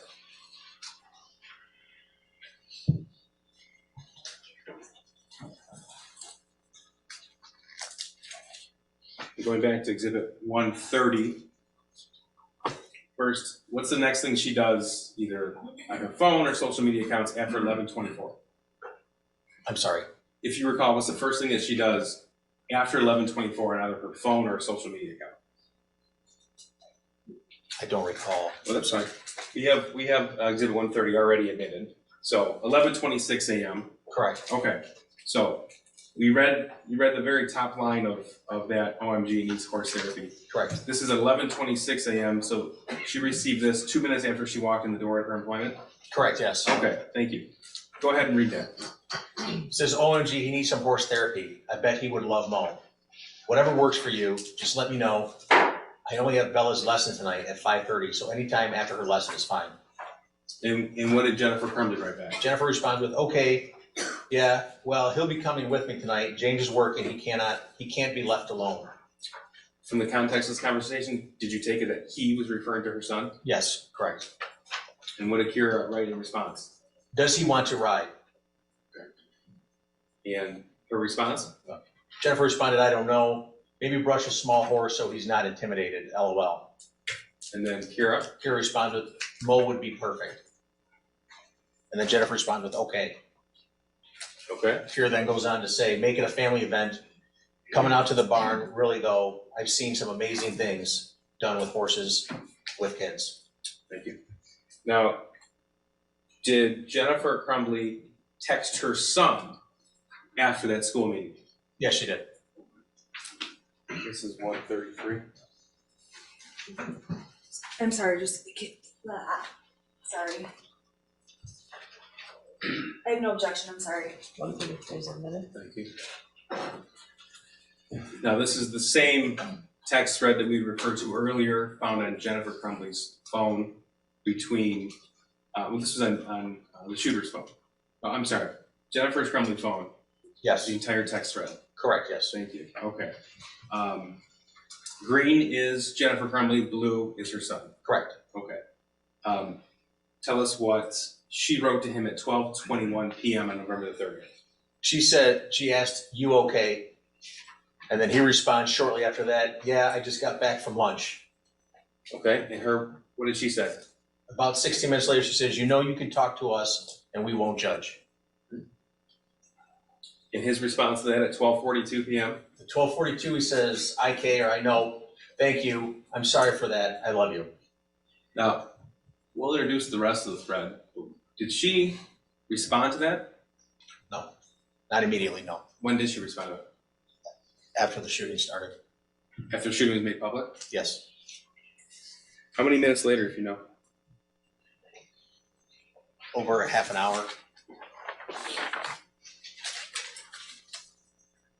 Now, you're the investigator who pulled the footage, you reviewed the footage, and you know the timeline of the shooting, the day of the event.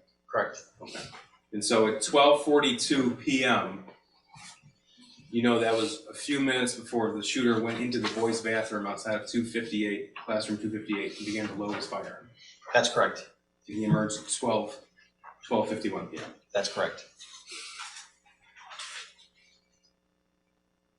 Now, what's the first relevant event on either James or Jennifer's phone or email or social media accounts after 12:42 p.m.? An email was sent to James's phone in his high school. This is 134. No objection. 134 is admitted. Thank you. This is an email from Oxford Community School sent to James Crumbley's email address at 1:09 p.m. Correct. And that's, to your knowledge, the active shooter alert that went out to all parents in the district? That's correct.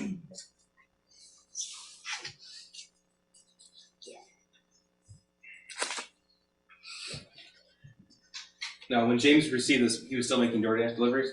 Yes, he was. Were you able to pull location history from his device? Yes, correct. Yes. This is 113. Oh, sorry, 136. No objection. Is this 135 or 137? 136, Judge. We skipped 135. No Oh, wait. objection. I have no objection to 136. 136. And then, are you gonna do it? No, we're skipping 135. You're skipping, okay. Sorry, I'm just trying to keep my numbers straight. 136 is admitted. Thank you, Judge. So this is location data from his email, the email that he received the active shooter alert, Correct. November 30th, 2021, and this is at what time? This is at 1:13 p.m. Okay. Where is this? This is at the Meyer. He's in the parking lot of the Meyer. Okay. And that's the Meyer off of Ray Road? Yeah, that's the one that I responded to, yes. Okay, so that was the reunification location for all parents. Correct. Did he stay there? No, he did not. Okay. How long was he there? I think just a matter of minutes.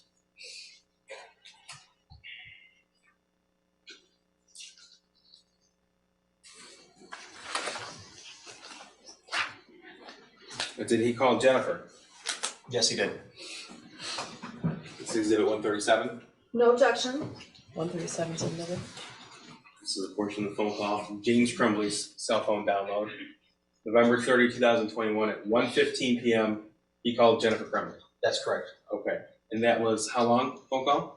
Just less than a minute. And based upon your analysis of his GPS locations, where was he at when he made the phone call? He was still in the Meyer lot, I believe. Still in Mark. Okay.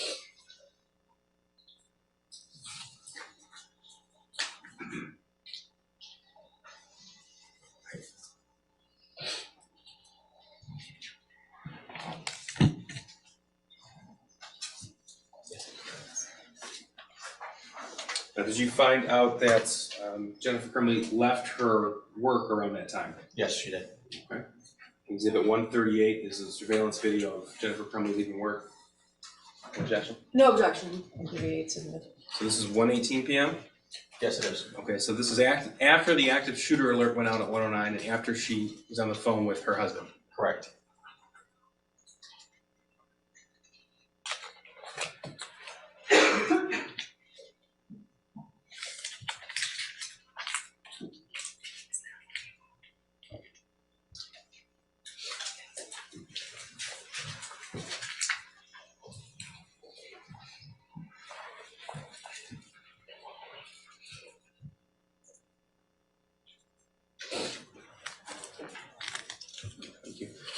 Sir, did it appear from your analysis that Jennifer and James Crumbley spoke on the phone after she left work? Yes, she did. 139.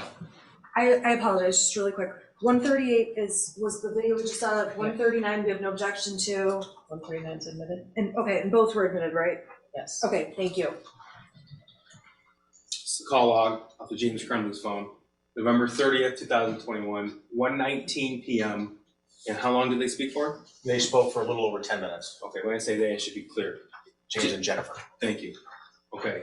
Could you tell that while she was on the phone with James Crumbley, did she send any messages? Yes, she did. Okay. Do you recall who she sent a message to? I believe it was Andy Smith she sent a message to. Do you know who else she sent a message to? I don't recall. Did she message her son? Yes, she did. I apologize. Yes, yes. Okay. So this is 140. This is location data. No objection? 140 is admitted? Thank you. 140. This is GPS location data for James Crumbley. This is 1:20 p.m. Correct. Okay, November the 30th, and this is at their home at 112 East in Oxford? On East Street, yes. Okay, so just to back up, just to make sure we're clear, James Crumbley received the active alert email at 109. Correct. He called Jennifer Crumbley at 1:15 while he was at the Meyer parking lot. Correct. And he leaves the Meyer parking lot and he's home at least 1:20 p.m. Correct. Okay. And they had a 10-minute phone call that began at 1:19 p.m. that indicates to you that they're still on the phone? Yes. Okay. This is 141. No objection? 141 is admitted? Okay, so about this time of the day, could you tell if Jennifer was on the move? Yes, she was. Okay, so this is what time? This is at 1:20 p.m. Okay, and this is at her location of her employment, correct? Yeah, Telegraph at Square Lake, Okay. south of here.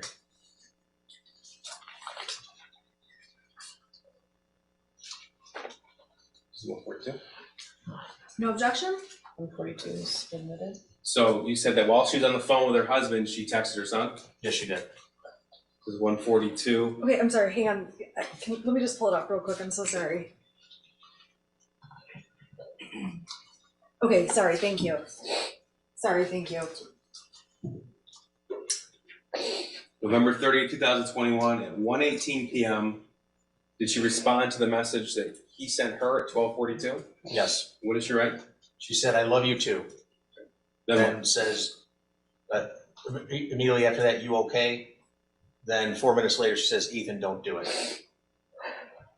That was at 1:22 p.m. Yes, it was.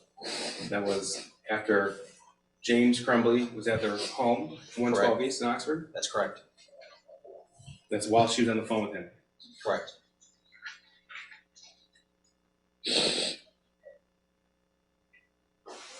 You said she sent a message to her boss, Mr. Smith. Yes, she did. Go back to exhibit 126.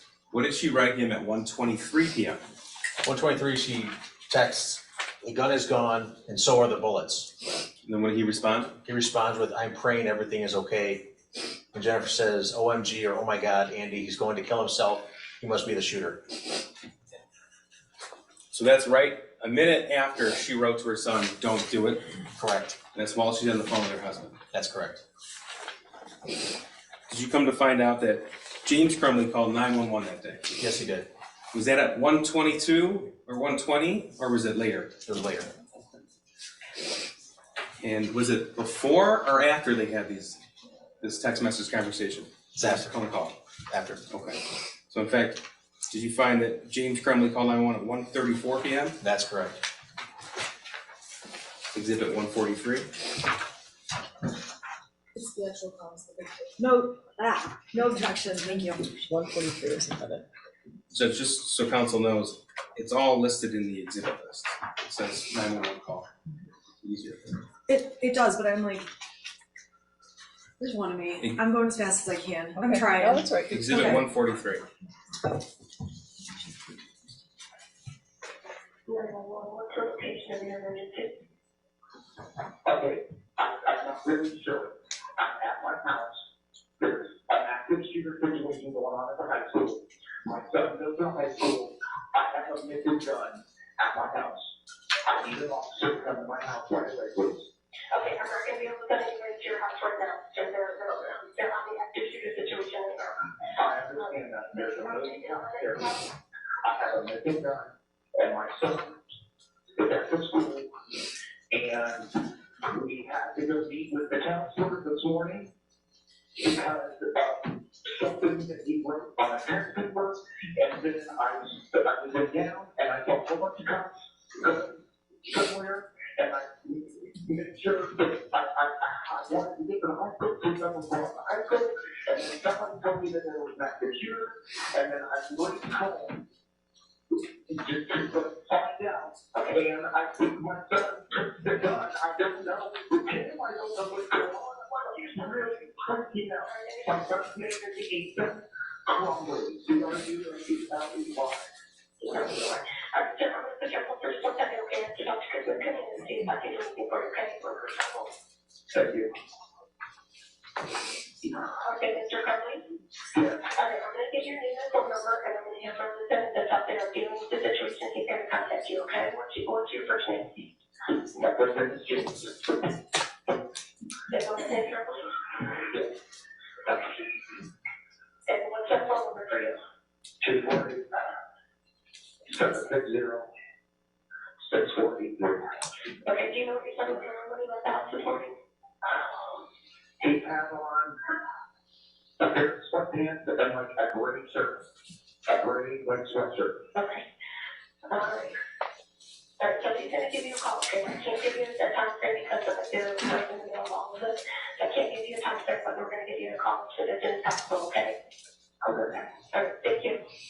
Alright. Bye-bye.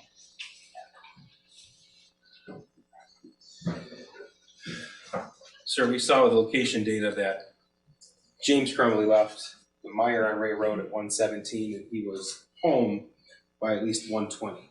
That's correct. What's the relative distance between the Crumbley household and Oxford High School? Less than a mile. Okay.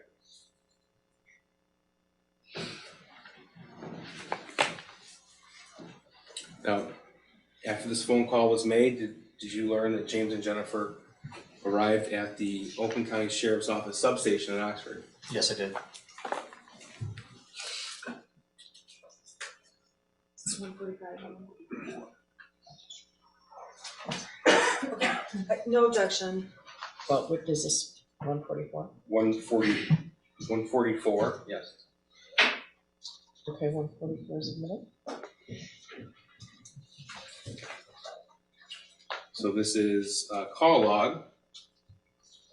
James Crumbley's phone call.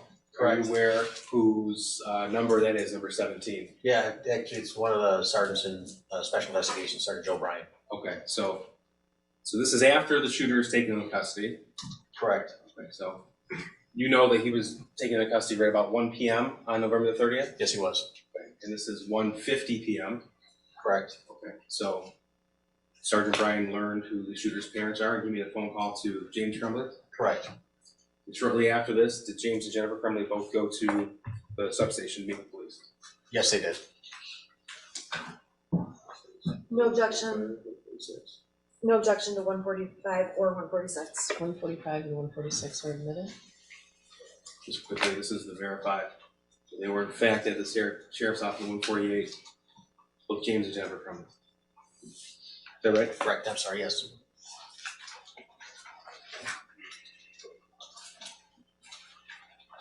I'm sorry. Correct. 150. Oh, what? Thank you. Okay. Okay, so they're at the Sheriff's Office at 1:58. Did you come to learn when went back home. It was about a half an hour after, less. This is 1:48.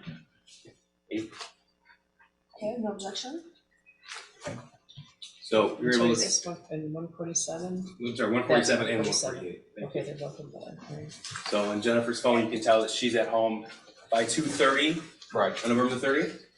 Okay, and same with James. That's correct. Okay. So this is after they went to the sheriff's office and their son was in custody and they went back home. Correct. Okay.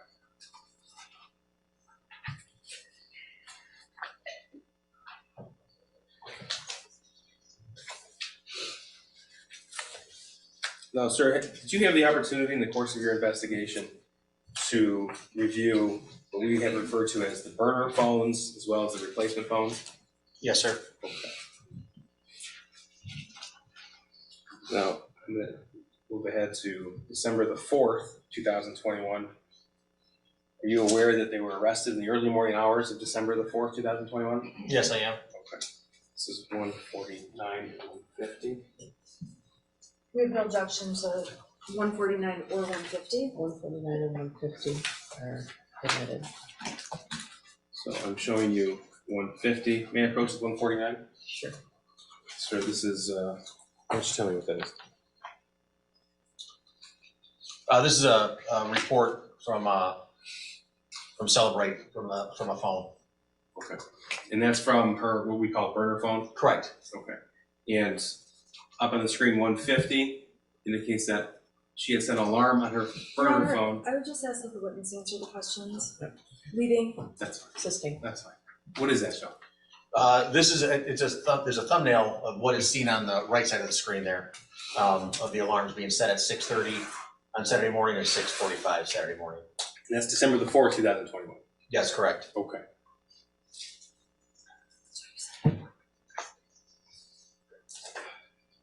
Now, did you find evidence on the replacement phone, which is the phone that was ported with their original numbers, that they had attempted a two-factor authentication for social media accounts? Yes, they did. Okay.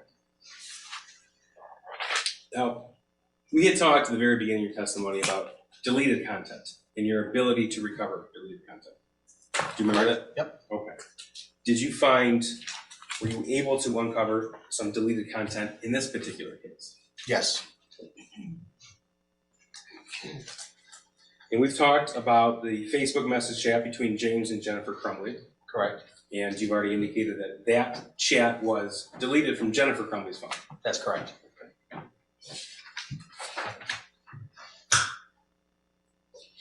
Now, were you able to obtain a Facebook thread between Jennifer Crumbley and someone named Brian Malash? Yes. And was that through a Facebook search warrant? Yes. And did you uncover any messages before December the 1st of 2021? No. Okay. So if you were to learn that they had communicated on a regular basis through the Facebook Messenger chat, but you couldn't recover it, what would that indicate to you? That it was deleted from the phone. But on both ends, if you couldn't Yes, recover from the correct. server. Correct. Okay. Now, going through the evidence that you were able to uncover from Facebook itself, could you tell that some messages were selectively deleted? Yes. Okay. This is exhibit 151.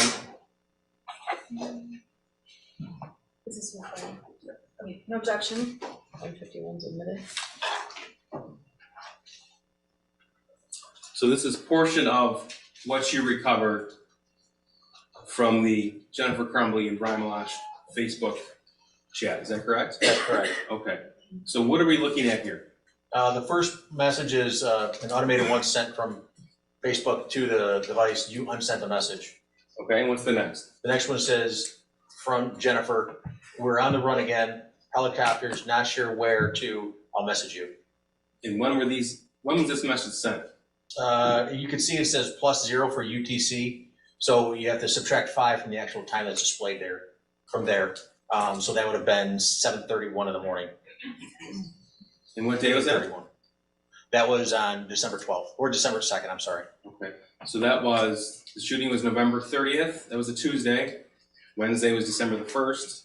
This was the morning of December the 2nd. Correct.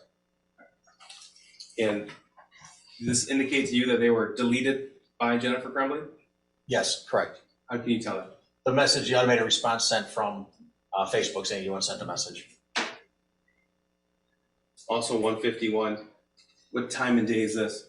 This is, well, it's 7 p.m. UTC, which is minus 5 hours, so it's 2 p.m. on December 2nd.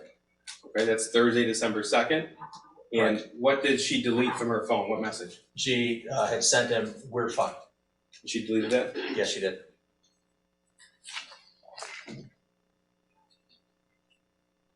Go back to exhibit 126.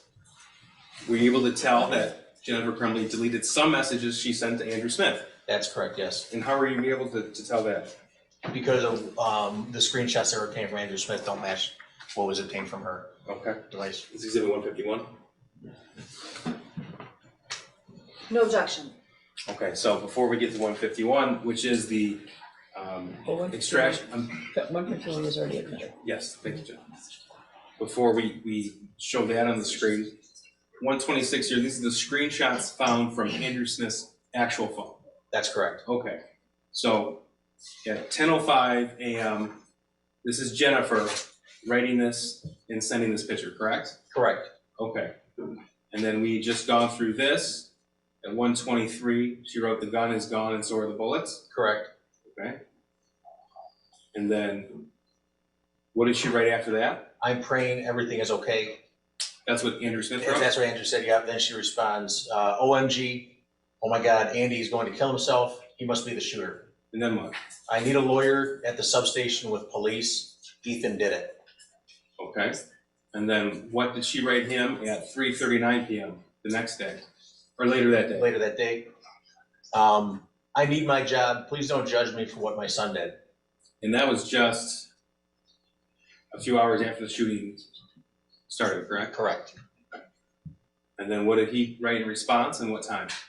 At 5:47 p.m., he responded with, "I can't even begin to understand what you're going through. I'm praying for you. I asked Carolyn to text you some attorney recommendations." And then she responded with, "They're taking my cell phone." Take myself, okay. Here's 151, and the top message is what? The one where she says, "I need my job. Please don't judge me for what my son did." Okay, so that's on these screenshots, so we know that wasn't deleted. Correct. Okay, now what about this message here? "I can't even begin to understand what you're going through. I'm praying for you. I asked Carolyn to text you some attorney recommendations." Okay, and then we also have this final message there, taking my cell phone. Correct. Okay, but in the entire Cellbrite extraction from the text message thread between between Jennifer Crumbley and Andrew Smith on her phone, there were no other messages, correct? Correct. So that means anything before that message, she deleted. That's correct. Okay. So the only thing, "I need my job, please don't judge me for what my son did," that was 3:39 p.m. So the gun is gone and so are the bullets. It has been deleted. "OMG, Andy, he's going to kill himself. He must be the shooter." That was deleted. "I need a lawyer at substation with police." That was deleted. The picture she sent at 10:05 a.m. was deleted, as was "The gun is gone and so are the bullets" at 1:23. That's correct.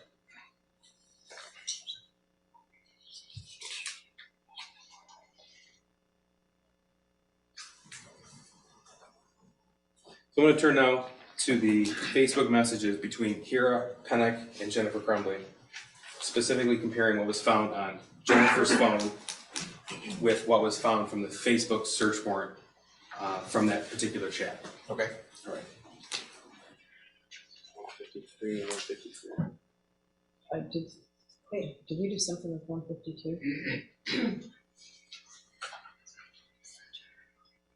We have no objection Oh, to admitting. This was 152, Judge. We added this one. Okay, you don't have any objection. But 152 is in there. No objection, right? Okay. And then I'm sorry, what was? 153, 154. No objection. Okay. Sorry. So on to 153 and 154? Correct. 153 and 154 admitted. Thank you, Judge. Now, first, I'm going to show you 153, which was the messages left on Jennifer Crumbley's phone. I'm just going to show you the top portion of what is a self-right extraction report. So tell us what we're looking at here. We're looking at the participants involved, one of them being Kira Pennick, the other one being Jennifer Crumbley. At the very bottom of the screen, you see conversations to messages of 26. Okay, and that's not 26 messages that you selected, that's all that's remaining on her phone. That's correct. Okay, and 154 is what? That's you can see at the top extraction report, Facebook warrant return from both Kira and Jennifer, and it says instant messages 4,047. Okay, so that would indicate that everything other than those 26 messages remaining were deleted by Jennifer Crumbley. Correct. And one moment, Your Honor. Sure.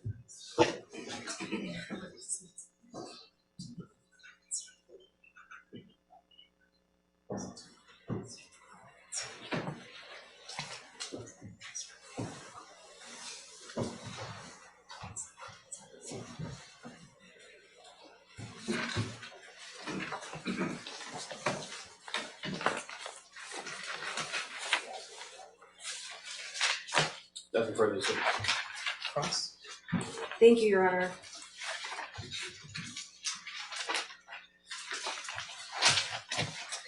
Good afternoon. Good afternoon. I want to go back to, I want to just start, you've been obviously involved in this case since the 30th of November 2021, correct? Correct. And since that time, you have collected and looked at an abundance of evidence related to the Crumbleys, the shooter, the shooting, everything, correct? Correct. And when you were testifying earlier, you testified that at a previous hearing, you had testified about the parents when they first went into Oxford High School, correct? Correct.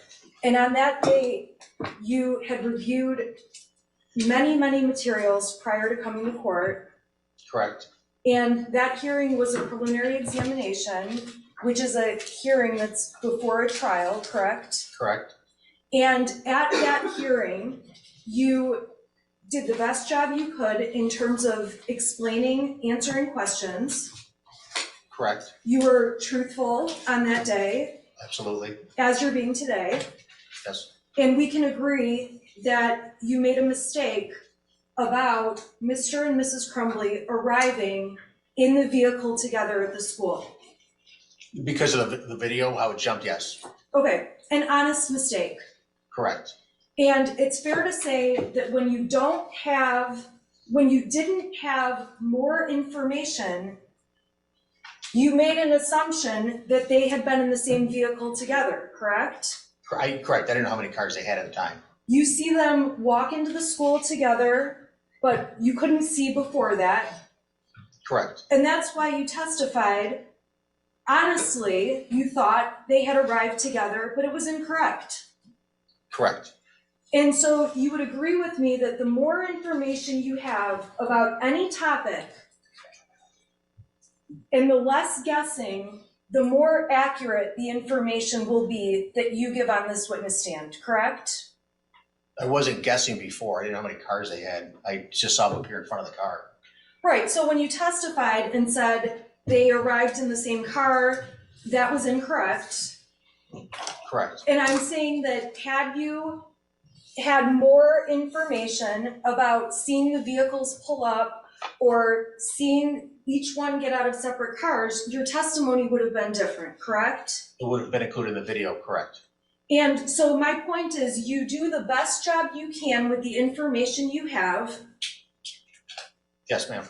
But you're certainly not someone who can go back in time and see and know every detail of every single thing that's happened, correct? Not every single thing. You could put together a good timeline with all the information that you gather, yes. And it's fair to say for this jury, you have put together as detailed of a timeline as you can about all of the events before November 30th through 11/30th and beyond 11/30th, correct? That's correct.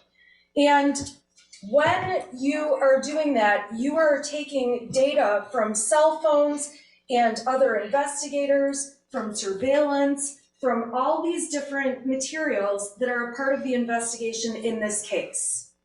Correct. And it's possible that at times when you answer a question, you may not be accurate, but you're not sitting here intentionally trying to lie, correct? It's absolutely correct. Okay. I'm gonna go back through the investigation that you did. It's fair to say, and I think you testified, you started obviously on November 30th of 2021, correct? When the investigation started? Yes. Yes. Okay. And can you give the jury an idea of how much time it takes to get certain evidence, or kind of what it looked like going forward from 11:30 when you received various pieces of information? So on 11:30, let's talk about what you saw that day. You obviously saw the surveillance camera from the school, correct? Yes, correct. Okay, on that day, did you have the surveillance camera from Jennifer's office? That came afterwards. Okay, that came down the road. Yes. At that time, did you have the text messages between Jennifer Crumbley and James Crumbley? That came out, no, that would have been afterwards. Okay, when did that come? It would have been within a week, 2 weeks of that. We would have had to, like I explained, the process of getting the data from a phone. Depending on how much data there is, it could take a while, and then to sift through all of it. So it could be anywhere from a couple of days to a couple of weeks to get everything that you're looking for. And in terms of the investigation, there were materials you had on the 30th, obviously. Correct. There were materials you received in the days following the 30th, correct? Correct. And there were some materials that law enforcement didn't have for weeks and months that became a part of this investigation. Is that a fair statement? That's correct. And as more and more information became available, you would turn it over to the prosecutor's office? Correct.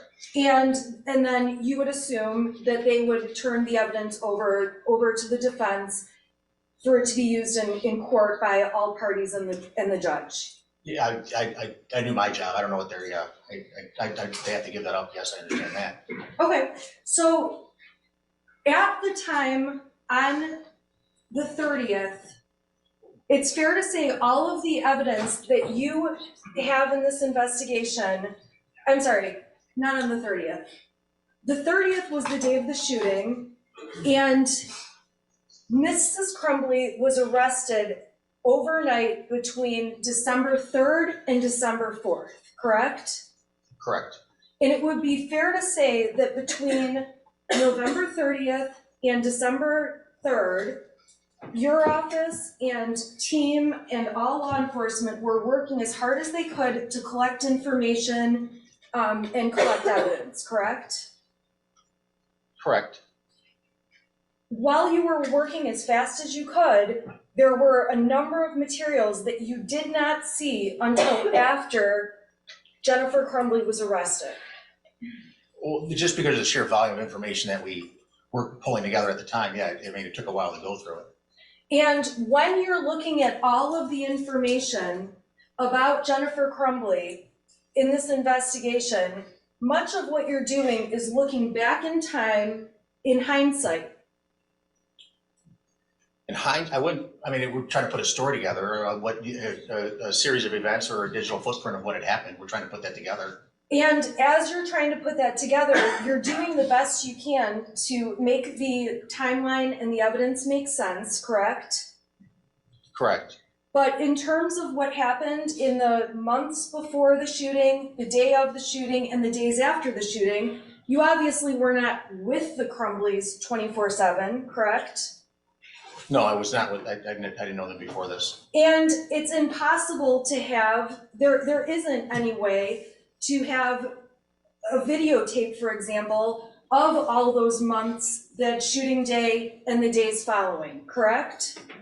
Correct. So you take bits of information and try to put it together the best you can to make sense of it. Are you referring to this investigation or throughout life?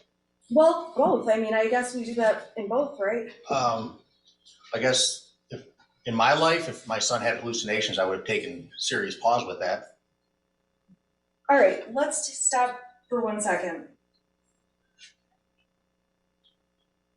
When you say hallucinations, you're saying that you would take serious pause, but in reality, you did not know the shooter before this shooting, correct? No, I did not. You do not have awareness if he was really having hallucinations, correct?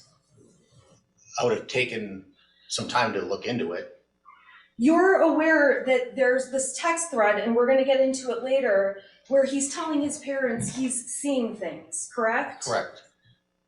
But you weren't a part of any of the conversations or a part of that household in those days around that text message conversation, correct? No, I was not.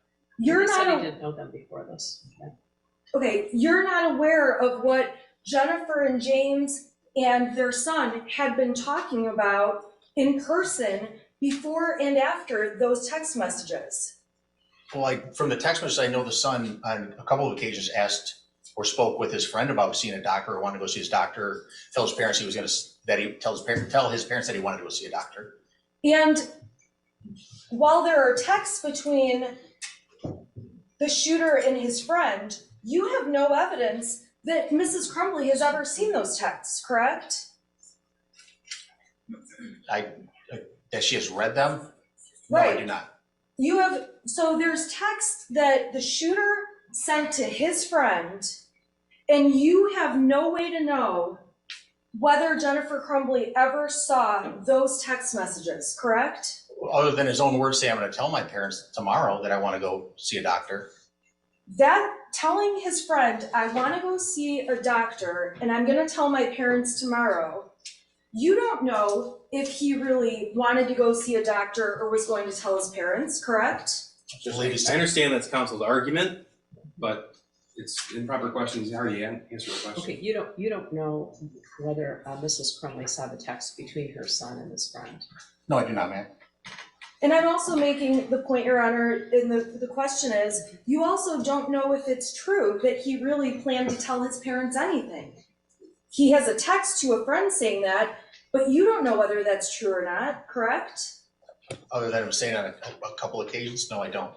Okay, and when you say a couple of occasions, there's text messages on certain days that you testified about, but there's many, many, many other days, we can agree, that you have not testified about, correct? In reference to what?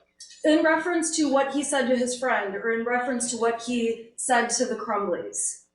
I mean, did he have are you asking, did he have conversations with them? I don't understand the question, I'm sorry. I'm sorry, my question is, you've given us bits of information about certain days, about March 9th, about a date in April, about a date in November, correct?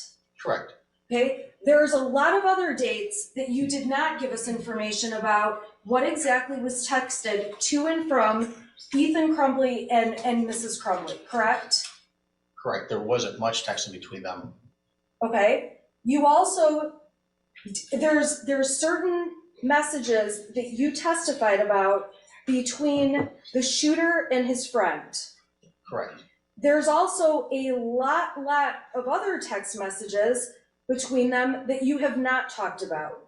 Well, because the stuff that was talked about was not allowed to be talked about. He talked about. Your Honor, Yeah, okay. this, Well, I think it's important, Judge. Yeah. Counsel can't ask questions about evidence that she sought to exclude. Okay, telling this jury that I sought to exclude evidence that was irrelevant is very unfair, and that is improper. Okay, well, there's a lot of improper things here. No one's hiding any evidence from the jury, okay? So I don't want any implication that a witness is hiding what evidence from someone. So, Thank you, Judge. so don't ask about the messages if you don't want to know. So, Okay. When you're talking about the text messages, let's back up and do this differently. You went through text messages between the shooter and his friend to find evidence to support that the shooter was having issues, correct? To build, we went through the text message to try to get an idea of who he was and what he was going through and what he had talked about with his friends. And when you saw His friend, text I'm sorry. messages, like you testified about, involving seeing things and dishes flying and demons and things along those lines, you gathered those, and that was the evidence that you've presented to this jury to support your case, correct? Well, because those are things of importance, that he was hallucinating and seeing stuff flying off the shelves. And there's no other evidence or that we could find on the phones or communication between them to say that that problem was remedied, or that a phone call was made to the shooter to what's going on, or how can I help you, son, or anything like that. None of that was found. So it was important that that was what he was struggling with. Okay, you're guessing that that is what he's struggling with. You're doing the best you can, but you're getting pieces of information out of text messages, and really you don't know these people or what was going on, other than what you see in these texts. He agrees with that. He didn't know any of them before this. Yeah. Okay, I apologize. Well, I keep ending up in a situation where we're trailing off and repeating, and I would just ask that. Yeah, he stop. doesn't know them.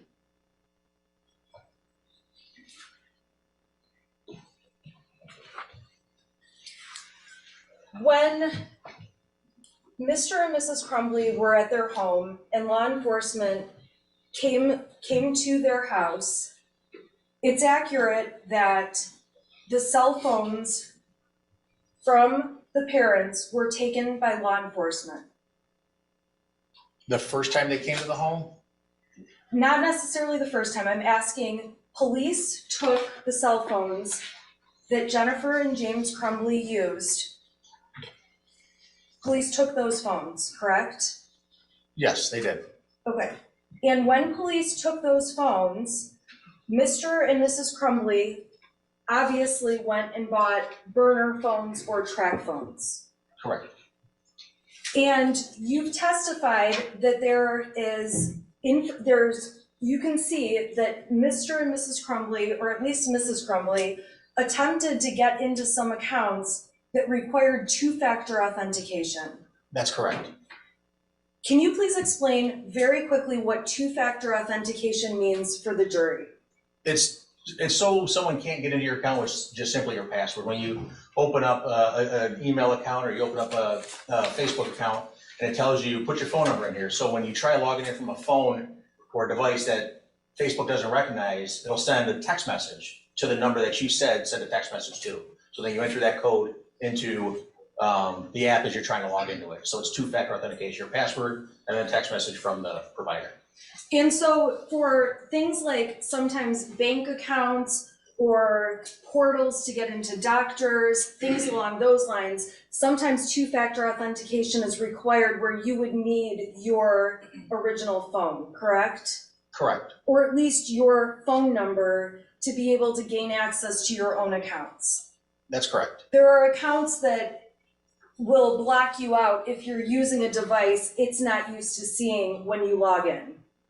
If the two-factor authentication is set up? Yes. Correct.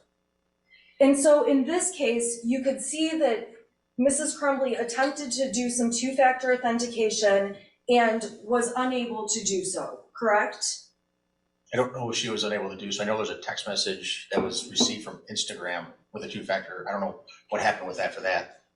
Okay, so after buying the track phones, the burner phones, it's fair to say that Mrs. Crumbley and Mr. Crumbley went to their phone carrier and purchased new phones that have their regular phone numbers on them, correct? Was that after the burner phones, is that what you're saying? Yes. Yes, they did. Okay, so when we're talking about the Crumbleys having 6 cell phones between them, the 6 cell phones include their original phones that were given to police, correct? That's correct. It includes these 2 track phones that have different phone numbers where you can't do the two-factor authentication, correct? That's correct. And it includes the 2 phones that were purchased after that so that they could have their phone numbers back on devices and then access accounts. That's correct. And from the phones, when you seize them, there is evidence that Jennifer Crumbley attempted to deactivate and delete a number of social media applications, correct? There was talk about it in text messages, you need to delete this account or whatever, I don't know. Do you have something in particular that you're, a certain account that you're asking? There are text messages within the exhibits the prosecution has admitted, and I can put them up, that show Mrs. Crumbley and Mr. Crumbley were trying to deactivate Facebook accounts and Instagram, correct? I know there were text messages people texting them telling them to do that, yes. Okay, and part of the reason people in those text messages were telling them to do that is because after the shooting, there were threats and, there were a lot of threats against Mr. and Mrs. Crumbley. Judge, respectfully, I don't believe this officer can testify as to the reason why people said that. He can testify that there was attempts to delete and things were deleted, but the reason for the motivation, he can't testify. Well, he can't testify about the motivation, but did you see anything? Did you see threatening messages to them? I don't recall seeing any person, no ma'am, I don't. Okay. Do you recall that when in the text messages that Jennifer Crumbley sent out, she told Ms. Brian Maloche, she told Kira Pennick, she told multiple people that she was being threatened? Are you telling me that? I'm asking you. I don't recall. If you have something to show me, I don't recall that off the top of my head. Okay.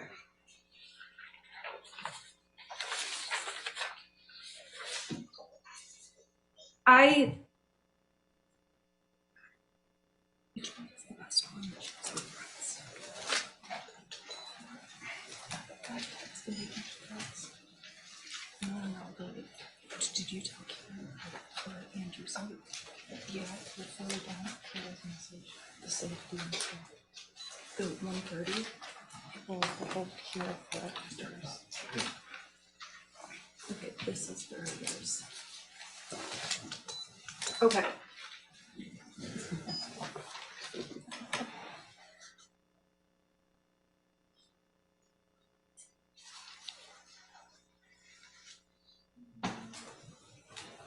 Okay, so in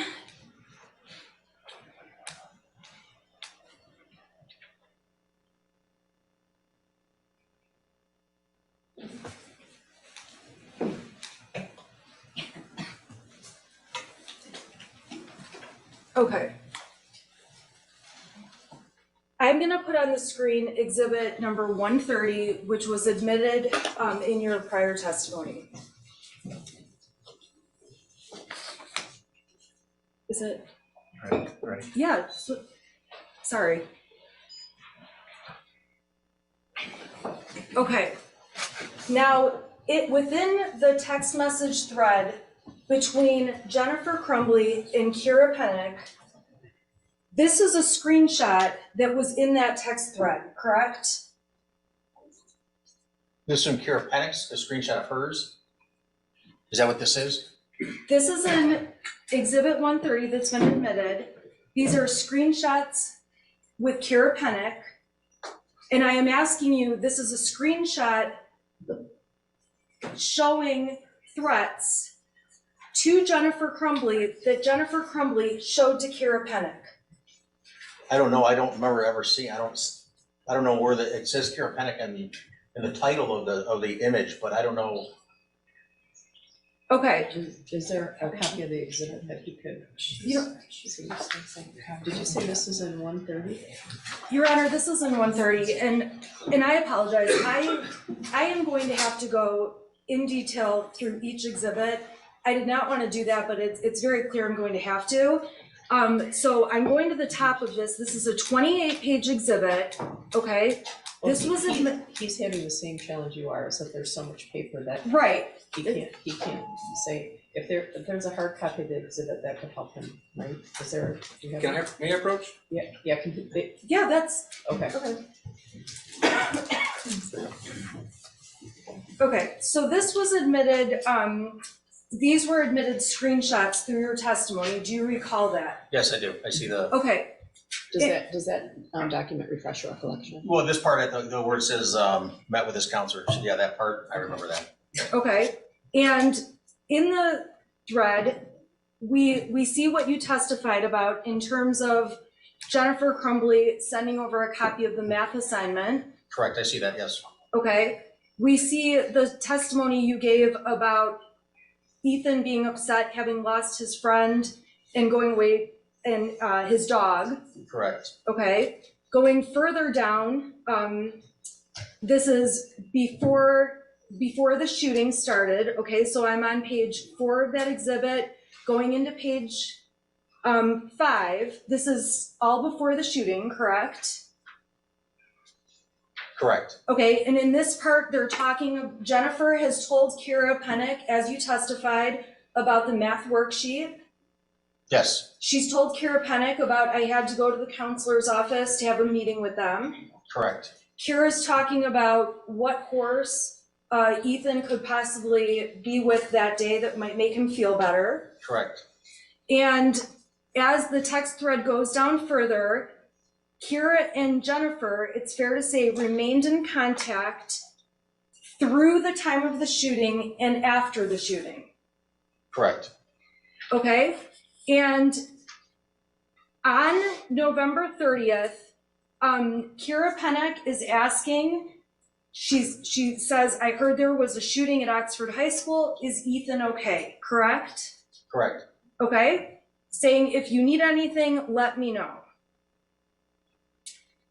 Correct. And after the time of the shooting at 4:42, Jennifer Crumbley is texting with Kira Pennick again, Correct. talking about how she needs to sell her horses. Correct. This is when she knows that the shooting has happened and she's, well, she says, my head is spinning right now, correct? That's what, yes, correct. Okay, she's talking to Kira Pennick about selling the house back and forth. Correct. Okay, and Kira is talking about how she'll take care of the horses for Jennifer. Correct.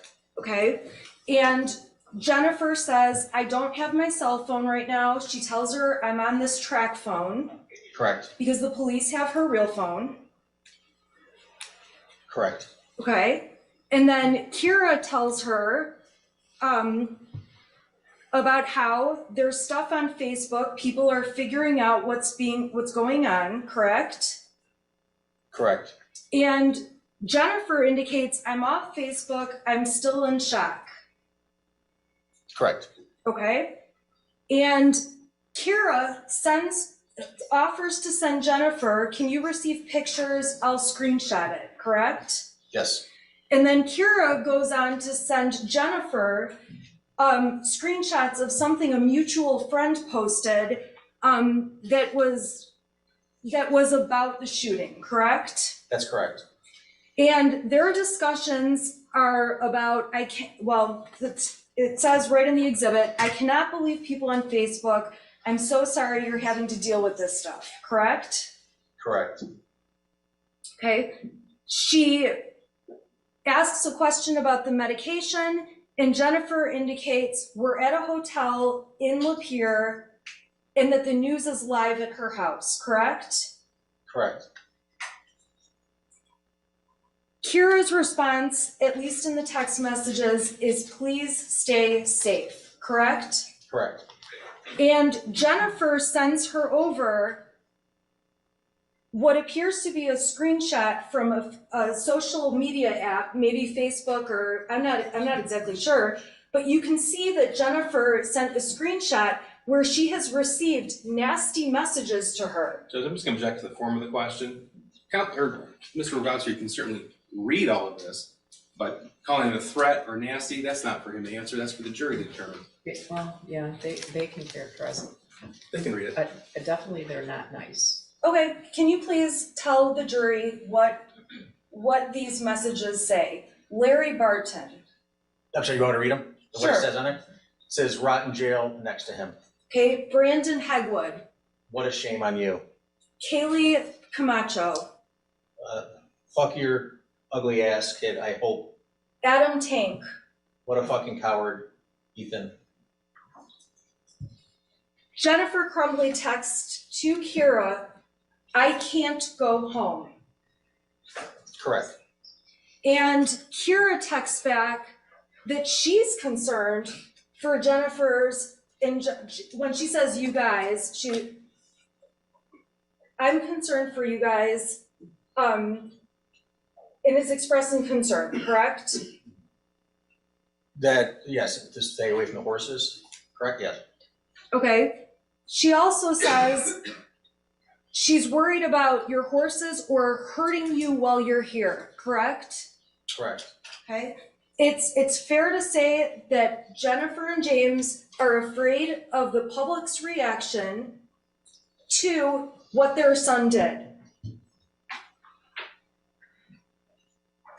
Again, Judge, form of the question. I don't understand that. Well, let me back up. I'm sorry, I can rephrase if that's okay. Okay, so we know the news has been around the Crumbley's home. Correct. Okay, so following the shooting, there was media all over their street, correct? I wasn't there, I don't know, I wasn't there, I can't tell you if there's media there or not. Okay, it would surprise you if there was? It wouldn't surprise me, no. Okay. There were some nasty messages coming into Mrs. Crumbley. From the screen, are you referring to, yes, I'm sorry, yes. Okay, and Jennifer is saying she doesn't want to put anyone else at risk, and that specifically is on page 15 of the exhibit you're looking at.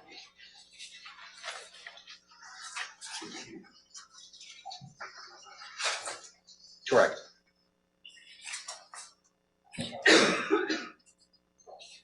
Kira is telling her about, or is commenting people are ridiculous, also talking about buying horses, other random comments in there. Is that a fair statement? There's some miscellaneous, I don't know. It's She just, also said, be honest about things too. yep, Kira's saying to her, the best thing you can do is be honest about things. Correct. Okay, Jennifer's not saying, I don't plan to be honest, right? Didn't respond with that, no. Okay, Jennifer's not saying, I've got a big plan to lie, help me put this together. It's not in here, no. Okay, we have no evidence to suggest that Jennifer's telling Kira to lie about anything for her. Correct. Okay, so when Kira's saying be honest, she's saying be honest, but you have no reason to believe that Jennifer's attempting to be dishonest at this point, based on that message. At this point, no, Yeah. but they And were then- taken into custody for a couple days after they were told to turn themselves in. I'm sorry? They were taken into custody a couple days after they were supposed to be taken into custody. Okay, we're gonna get there, we'll get there. Jennifer Crumbley is representing that she's trying to work out lawyer fees, figuring out about being questioned, if she's gonna be brought in, amounts she can pay, things like that, correct? Correct. Okay, and Jennifer is telling her, I'm bawling right now, my son ruined so many lives today. That's correct. And he did ruin so many lives that day. Yes, he did. And Kira is writing back to her, she wishes she could help more. She's also in shock, correct? Objection again, form of question, Judge. Well, he doesn't know if she's in shock, she texts that. Okay, I'm sorry, she texted, I am still in shock too. That's what she texted, correct. And Kira encourages Jennifer, take it one day at a time, and again, just be honest about everything. It should help you through this. Correct. And it offers to take care of the boys, which we would guess is her horses. The two horses at her farm, correct. Jennifer is thanking her for not judging her, like, unlike the whole world, correct? That's what, yes, correct. Okay, meaning that we can assume Jennifer feels the whole world is judging her. Again, objection to the form of the question. Yeah, well, he doesn't know, he knows what the text says, he doesn't know how she feels, but that's what she said. Okay, that's what the text says. That's what the text says, correct.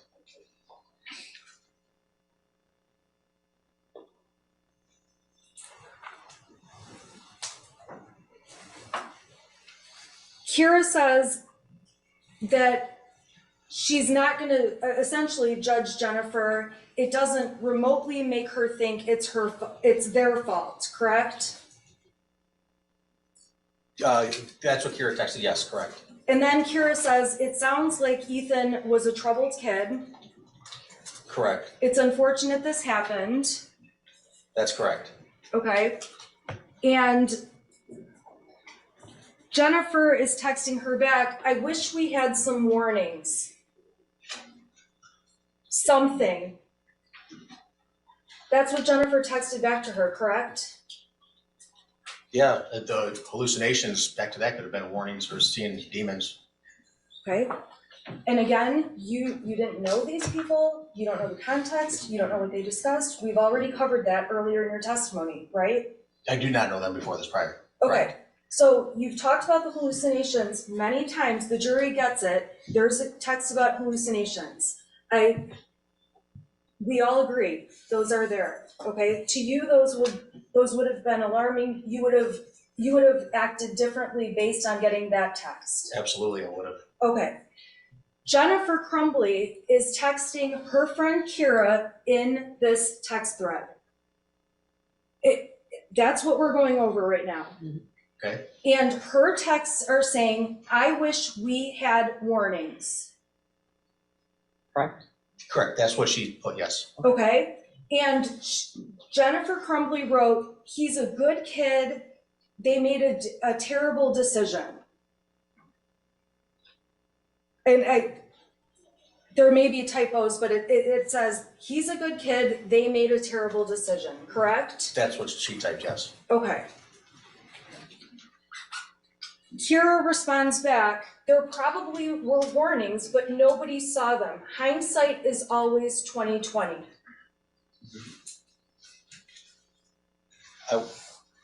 I don't care if you agree with it or not. That's what Kira says. Hindsight is always 20/20, correct? That's what's typed there, yes. Then Kira goes on and says, people at the barn are concerned.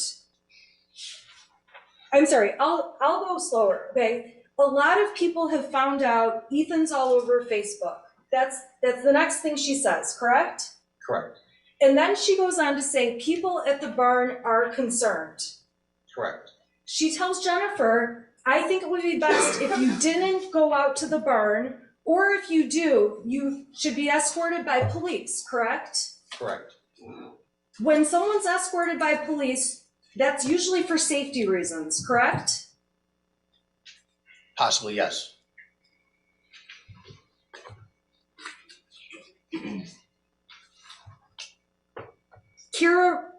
Jennifer says, seriously, those horses are the only thing good in my life right now. And this is after the shooting, correct?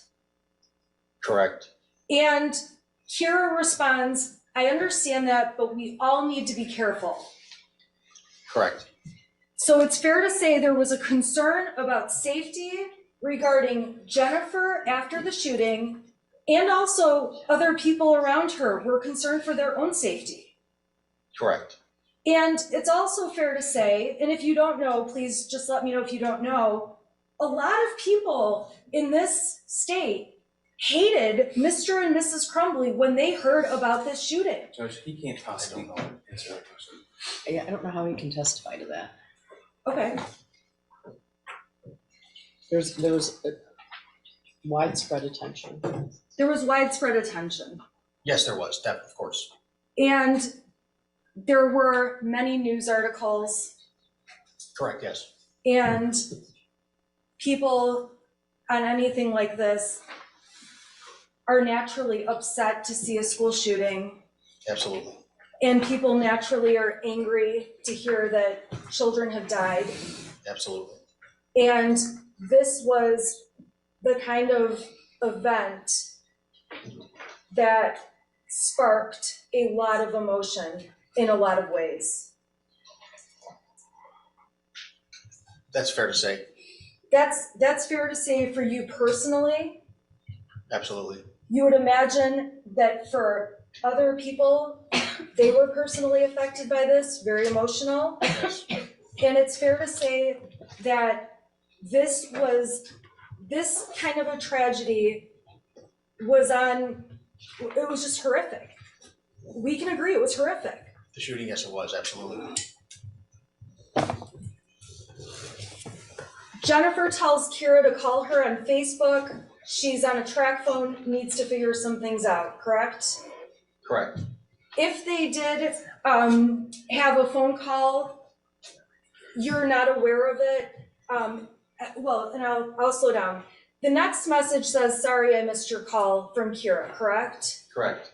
But we don't know what happened in between the text about calling at 11:23 and the text the following day at 2:34. We don't know if there ended up being conversations or not. Is that a fair statement? Correct. You can't tell from this Not thread. from this, correct. So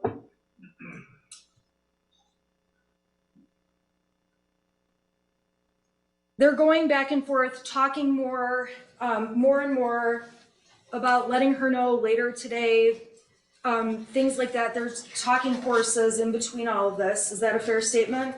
Correct. And on the bottom of page 22, Kira indicates, "I don't want people to follow you or hurt you." Correct. And Jennifer says, "We are out of the area for a few days in a safe place until we have a better grasp on everything," correct? That's correct. She doesn't say, "We are trying to get out of state, we're trying to get out of the country." She doesn't say anything like that, correct? Not in this chat thread. Okay. In this, she says, "We're trying to be in a safe place," Correct.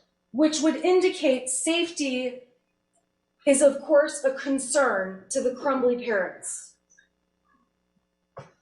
By saying they're in a safe place, yes, I would say that.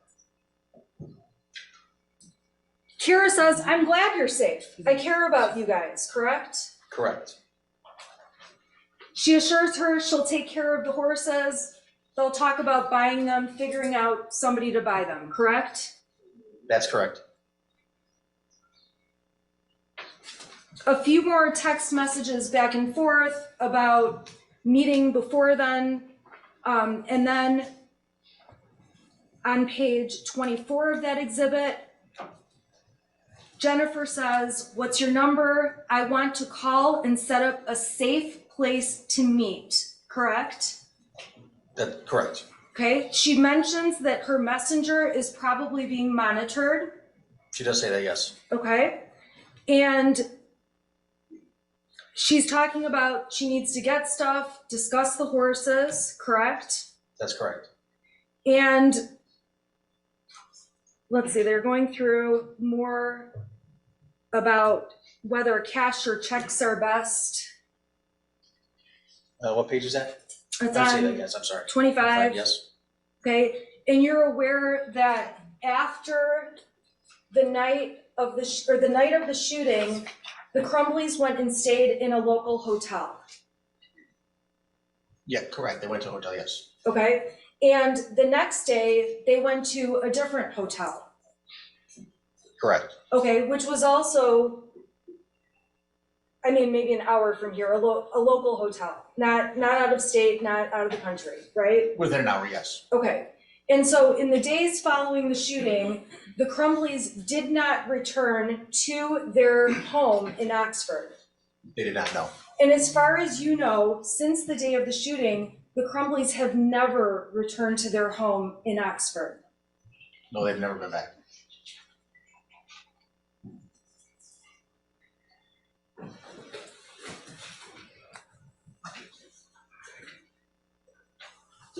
see if there's anything else, I'm sorry. Okay, and then the rest of this is talking about possible charges being announced, and things. Jennifer is saying, she's anticipating there may be charges announced, criminal charges. Yes, at the night before, I believe, on page 26, yes. After the shooting. Yes, And when she's talking about charges, she's trying to figure out if they're charges, well, I'm sorry, scratch that. She's talking about charges against herself, correct? I'm not entirely certain if she's, it doesn't say whether she's referring to herself or somebody else. Okay, so she's waiting to basically just figure out what's going on. Judge, is what- again, counsel can't narrate what she thinks her client was thinking. She can have him read the text message. I admitted it into evidence. They can have it all. Yeah, okay, so there's a text, Okay, maybe there, yeah. so the text says, Jennifer Crumbley wrote, "I'm not sure what's happening." Yes, I'm sorry, yes. Okay.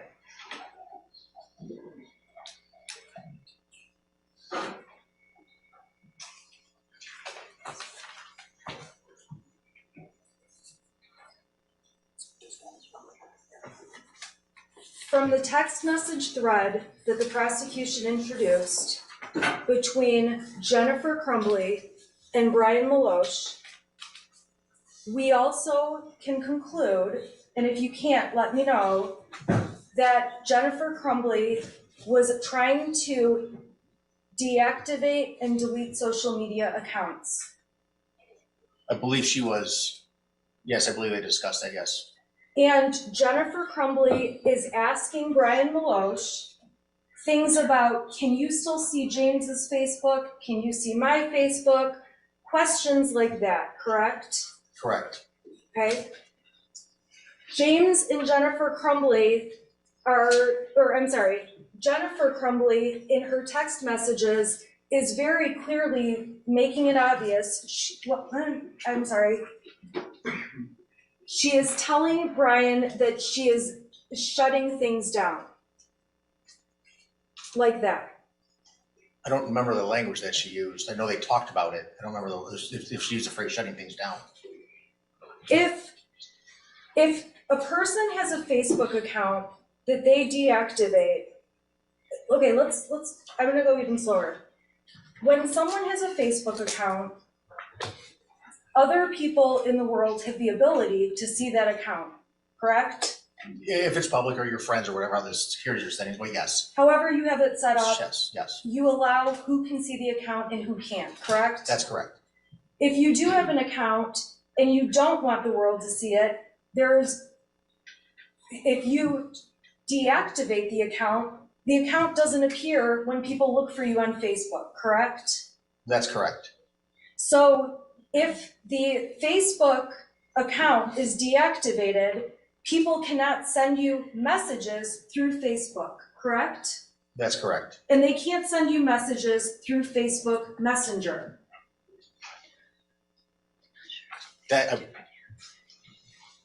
I'm not entirely certain if you'd have to deactivate Messenger as well. I don't know, because they are two separate platforms. It's under one company, Meta, Facebook, but I don't know if you have to deactivate both of them. So with Messenger, if Jennifer Crumbley deactivated Messenger, we can agree that people wouldn't be able to send her messages. Correct.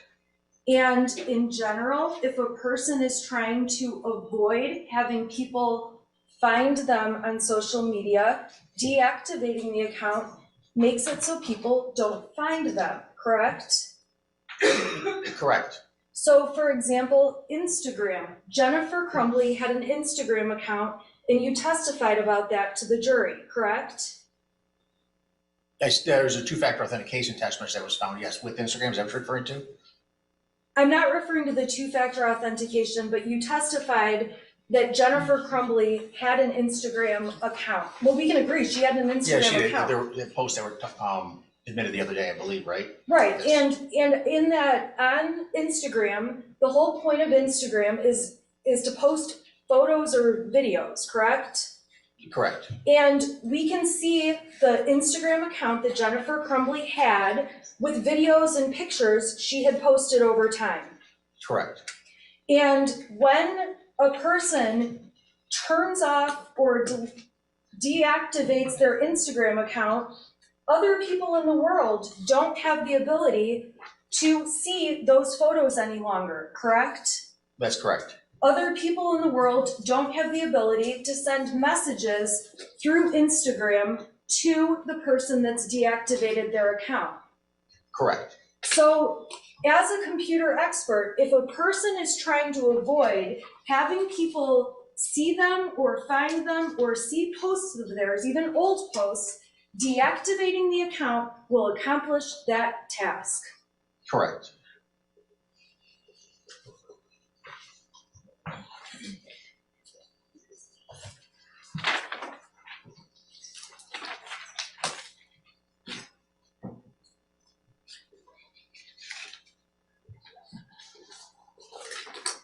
On that Instagram account, you are able to tell from the data that you received other accounts that Jennifer Crumbley followed. Correct. So, meaning that from her account, Jennifer Crumbley had certain people she was linked up with where she could see what they posted on their accounts, correct? Correct.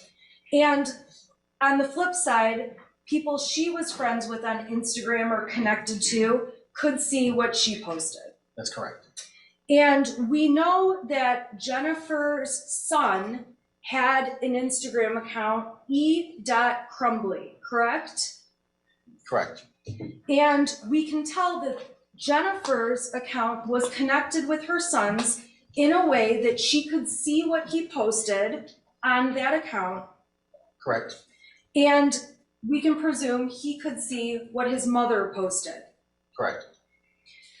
When you are looking through the Instagram records, you are not able to tell which posts Jennifer did in fact see or not see, correct? Correct.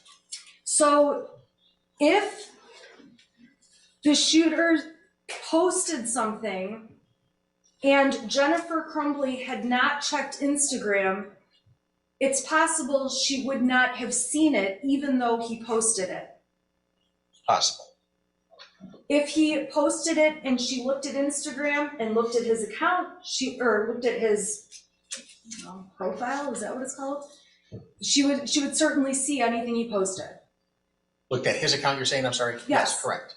But in terms of all of the data you have, you don't have any way to determine which Instagram pictures she did or did not see. Correct. Now, if she made a comment on a picture, you would know she obviously saw it because you couldn't comment unless you had seen the picture to put the comment on there, correct? That's correct. And on the Instagram photos, there are not comments from Jennifer Crumbley to her son about the posts, correct? On all the photos or a particular one? I suppose the ones that we've admitted as exhibits in this case, the photograph of the gun, for example. Correct. And there's no doubt the shooter liked guns. Correct. And there's no doubt Jennifer posted photos of the gun. Correct. And videos. Correct. And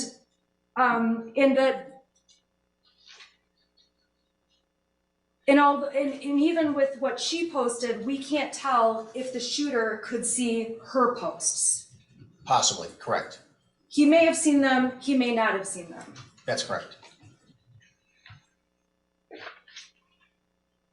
In terms of people communicating, we know that people can communicate obviously by telephone, voice phone calls. I don't take many these days because I hate them, but in the old days, we could talk on the phone from one person to another, correct? Correct.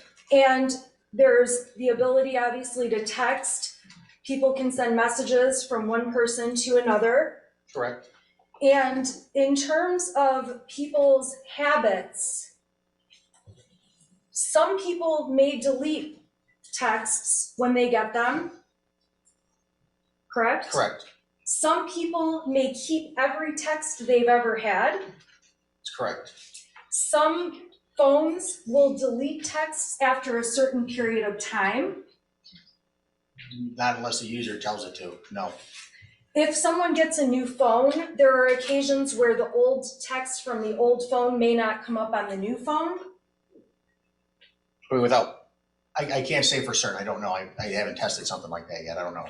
We can agree that everyone's personal habits in terms of how many texts they keep on their phone or don't are individual to each person. Correct. So when you're testifying and telling the jury about posts that you can tell or texts that you can tell are deleted or not deleted, you have never sat down and talked to Jennifer Crumbley about her habits with deleting posts or pictures or texts, correct? That's correct. The best you can do is look at what's deleted, what's not deleted, and tell this jury your findings. Correct.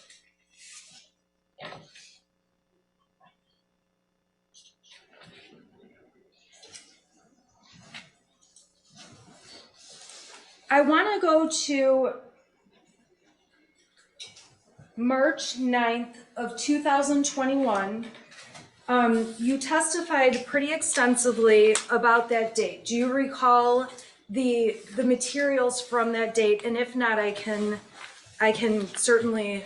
Yeah, if you have copies of it, I would prefer that, yes, please. Okay, so on that date, I'll approach with copies in just a moment. I just need to pull it up on my computer. I'm gonna go to exhibit number 78.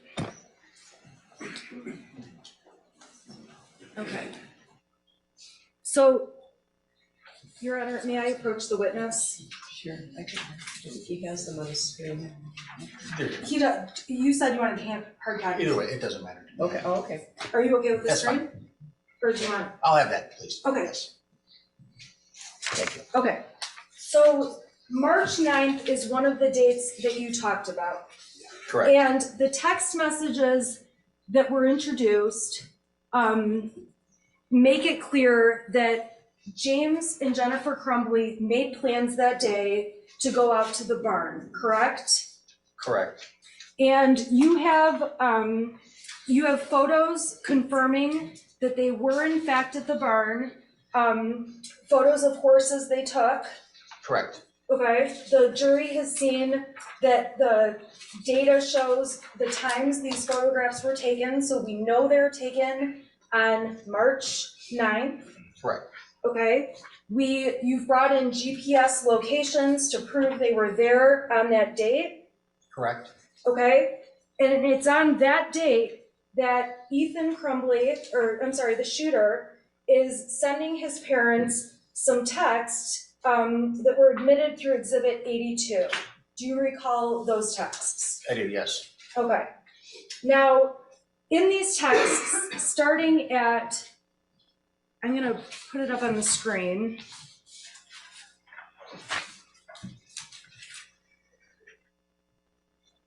This has been admitted as Exhibit 82. At 3:17, we can see that the shooter asks his mom, "Where are you?" Correct. And I'm sorry, I have that one in my hand. Do you want me to trade with you? I should be fine with this. Okay. Thank you. I think counsel misspoke. I'm sorry, Jennifer, I'm so sorry. Jennifer Crumbley asked the shooter, "Are you home now?" At 3:17. So where are you? Yes. Is that what I'm you're- sorry, where are you? Yes. Okay. And the shooter responded, it looks like 4 hours later, saying, "Can you get home now?" And then proceeded to send some other texts about, "There is someone else in the house, I think," and it goes on from there, correct? Correct. Now, in between the time of 3:17 and 7:50, okay, we can agree there's a couple hours of a gap. That's correct. You don't know if Jennifer Crumbley and the shooter had phone conversations or discussions over those couple of hours. If we look at the call logs on their phones, we could possibly find that out. Okay? If we looked at the call logs and the phone calls were to and from cell phones, we would be able to tell that, correct? If they, yes. Okay, but if, let's say Jennifer Crumbley called from her office phone, it would not show up the same as if she called from her own cell phone.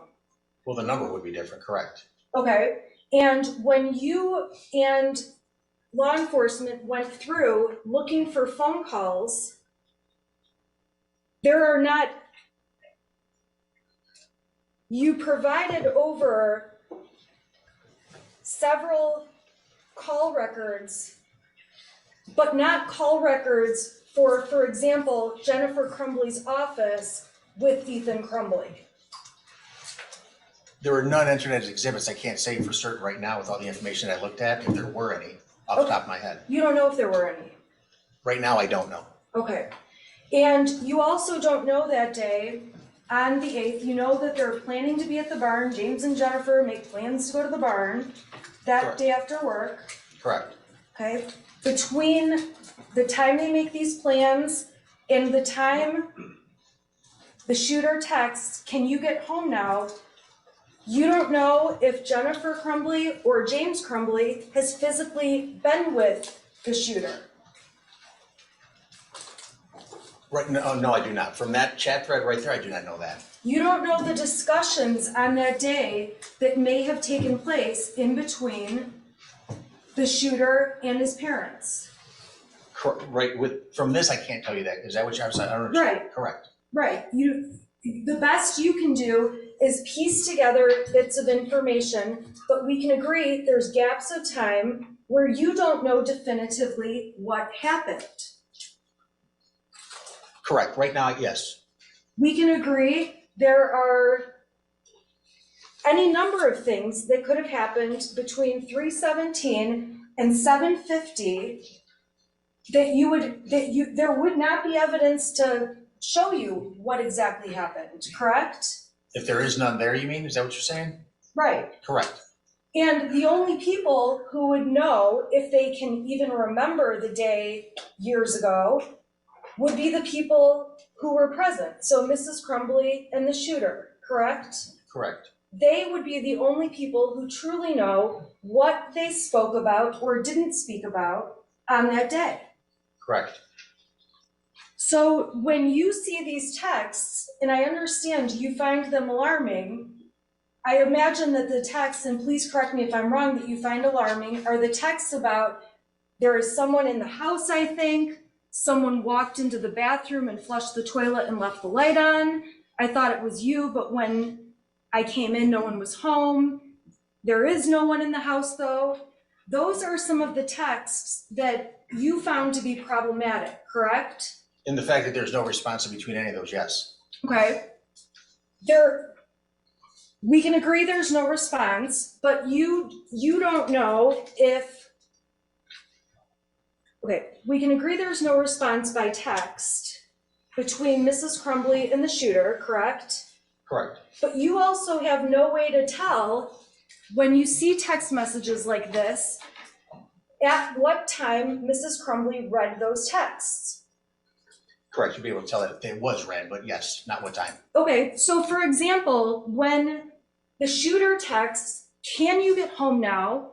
And then there's someone in the house, I think, a few seconds later, and then about 30 seconds after that, another text. You have no idea if Jennifer Crumbley checked her phone to see the first text message, checked and saw the second. You don't know which ones she saw or when, correct? I don't know the time they were read, no. All you know is that you don't see any response to them. They're correct, there's no response. So there's a number of possible things that could have happened in between these texts.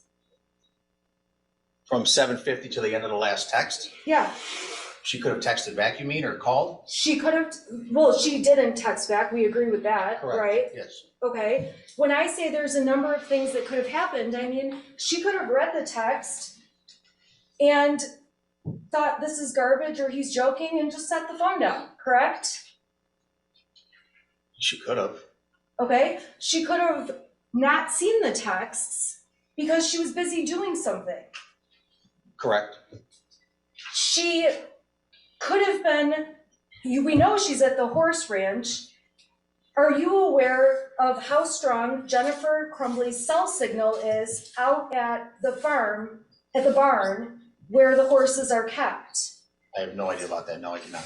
Okay, if her cell signal doesn't work out where the barn is, it's possible these texts are not getting to her until she gets to a place where data uploads into the phone, correct? That's correct.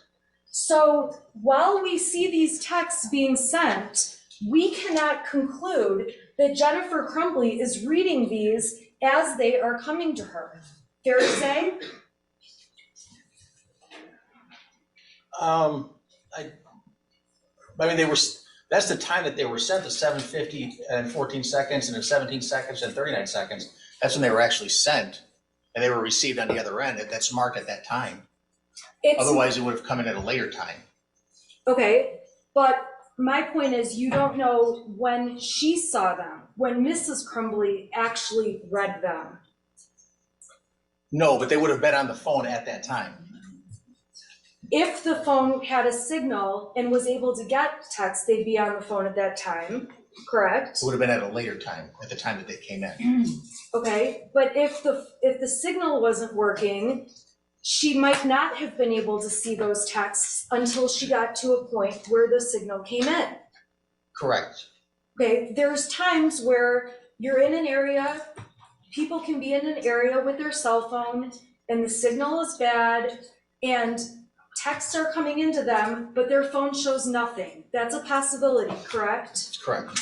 And then when the person gets to a spot with better cell phone signal, all of a sudden, all the texts they missed over whatever period of time the phone wasn't working will flood into the phone, correct?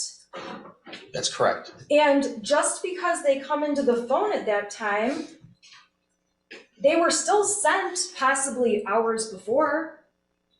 No, without testing, I can't say for certain. You don't know. I can't say for certain without testing, correct. Okay, so the text messages that were sent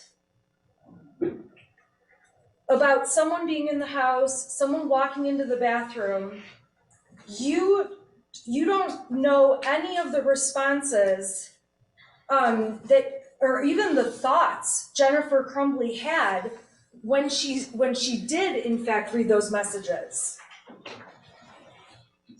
I don't know if she would have called back if that was alarming to her. Is that what you're saying, or? I guess what I'm saying is, so these messages are coming in, and even when she does see them, let's say if she sees them as they're coming in, you don't know what she's thinking about these. I don't know what she's thinking, no. Okay, and you also don't know, and obviously we've already talked about it, this has already been asked, but you obviously don't know when she's seeing each message. There's no documentation like she saw this one at 8 o'clock, this one at 8:05, anything like that. Those are the times that they came into the phone, yes. Okay. The next message we see is a text message on the following day sent to Ethan by Jennifer Crumbley that says, "Where is your dad?" Correct? Can you just scroll down a little bit? Yeah. I just want to make sure I see it. Yeah, no, sorry. You know, I feel like maybe I should give the jury a break. You're not close, right? I'm not even close. I think the witness could probably use a break as well. Okay, all right, so, I'm gonna let you step down, you can't discuss your testimony with anyone? Okay. Okay, so can we come back at about 5 after 3, okay? Yes, ma'am. All right? Jeder Tag ein neuer Blick auf die Welt. Nachrichten und Livestreams Tag und Nacht. Dein Kanal für einen klaren Blick. Wir zeigen alles, was du wissen musst. So funktioniert die Welt. Wir halten dich auf dem Laufenden. Mit Nachrichten rund um die Uhr. Blick auf die Welt, hier bei uns.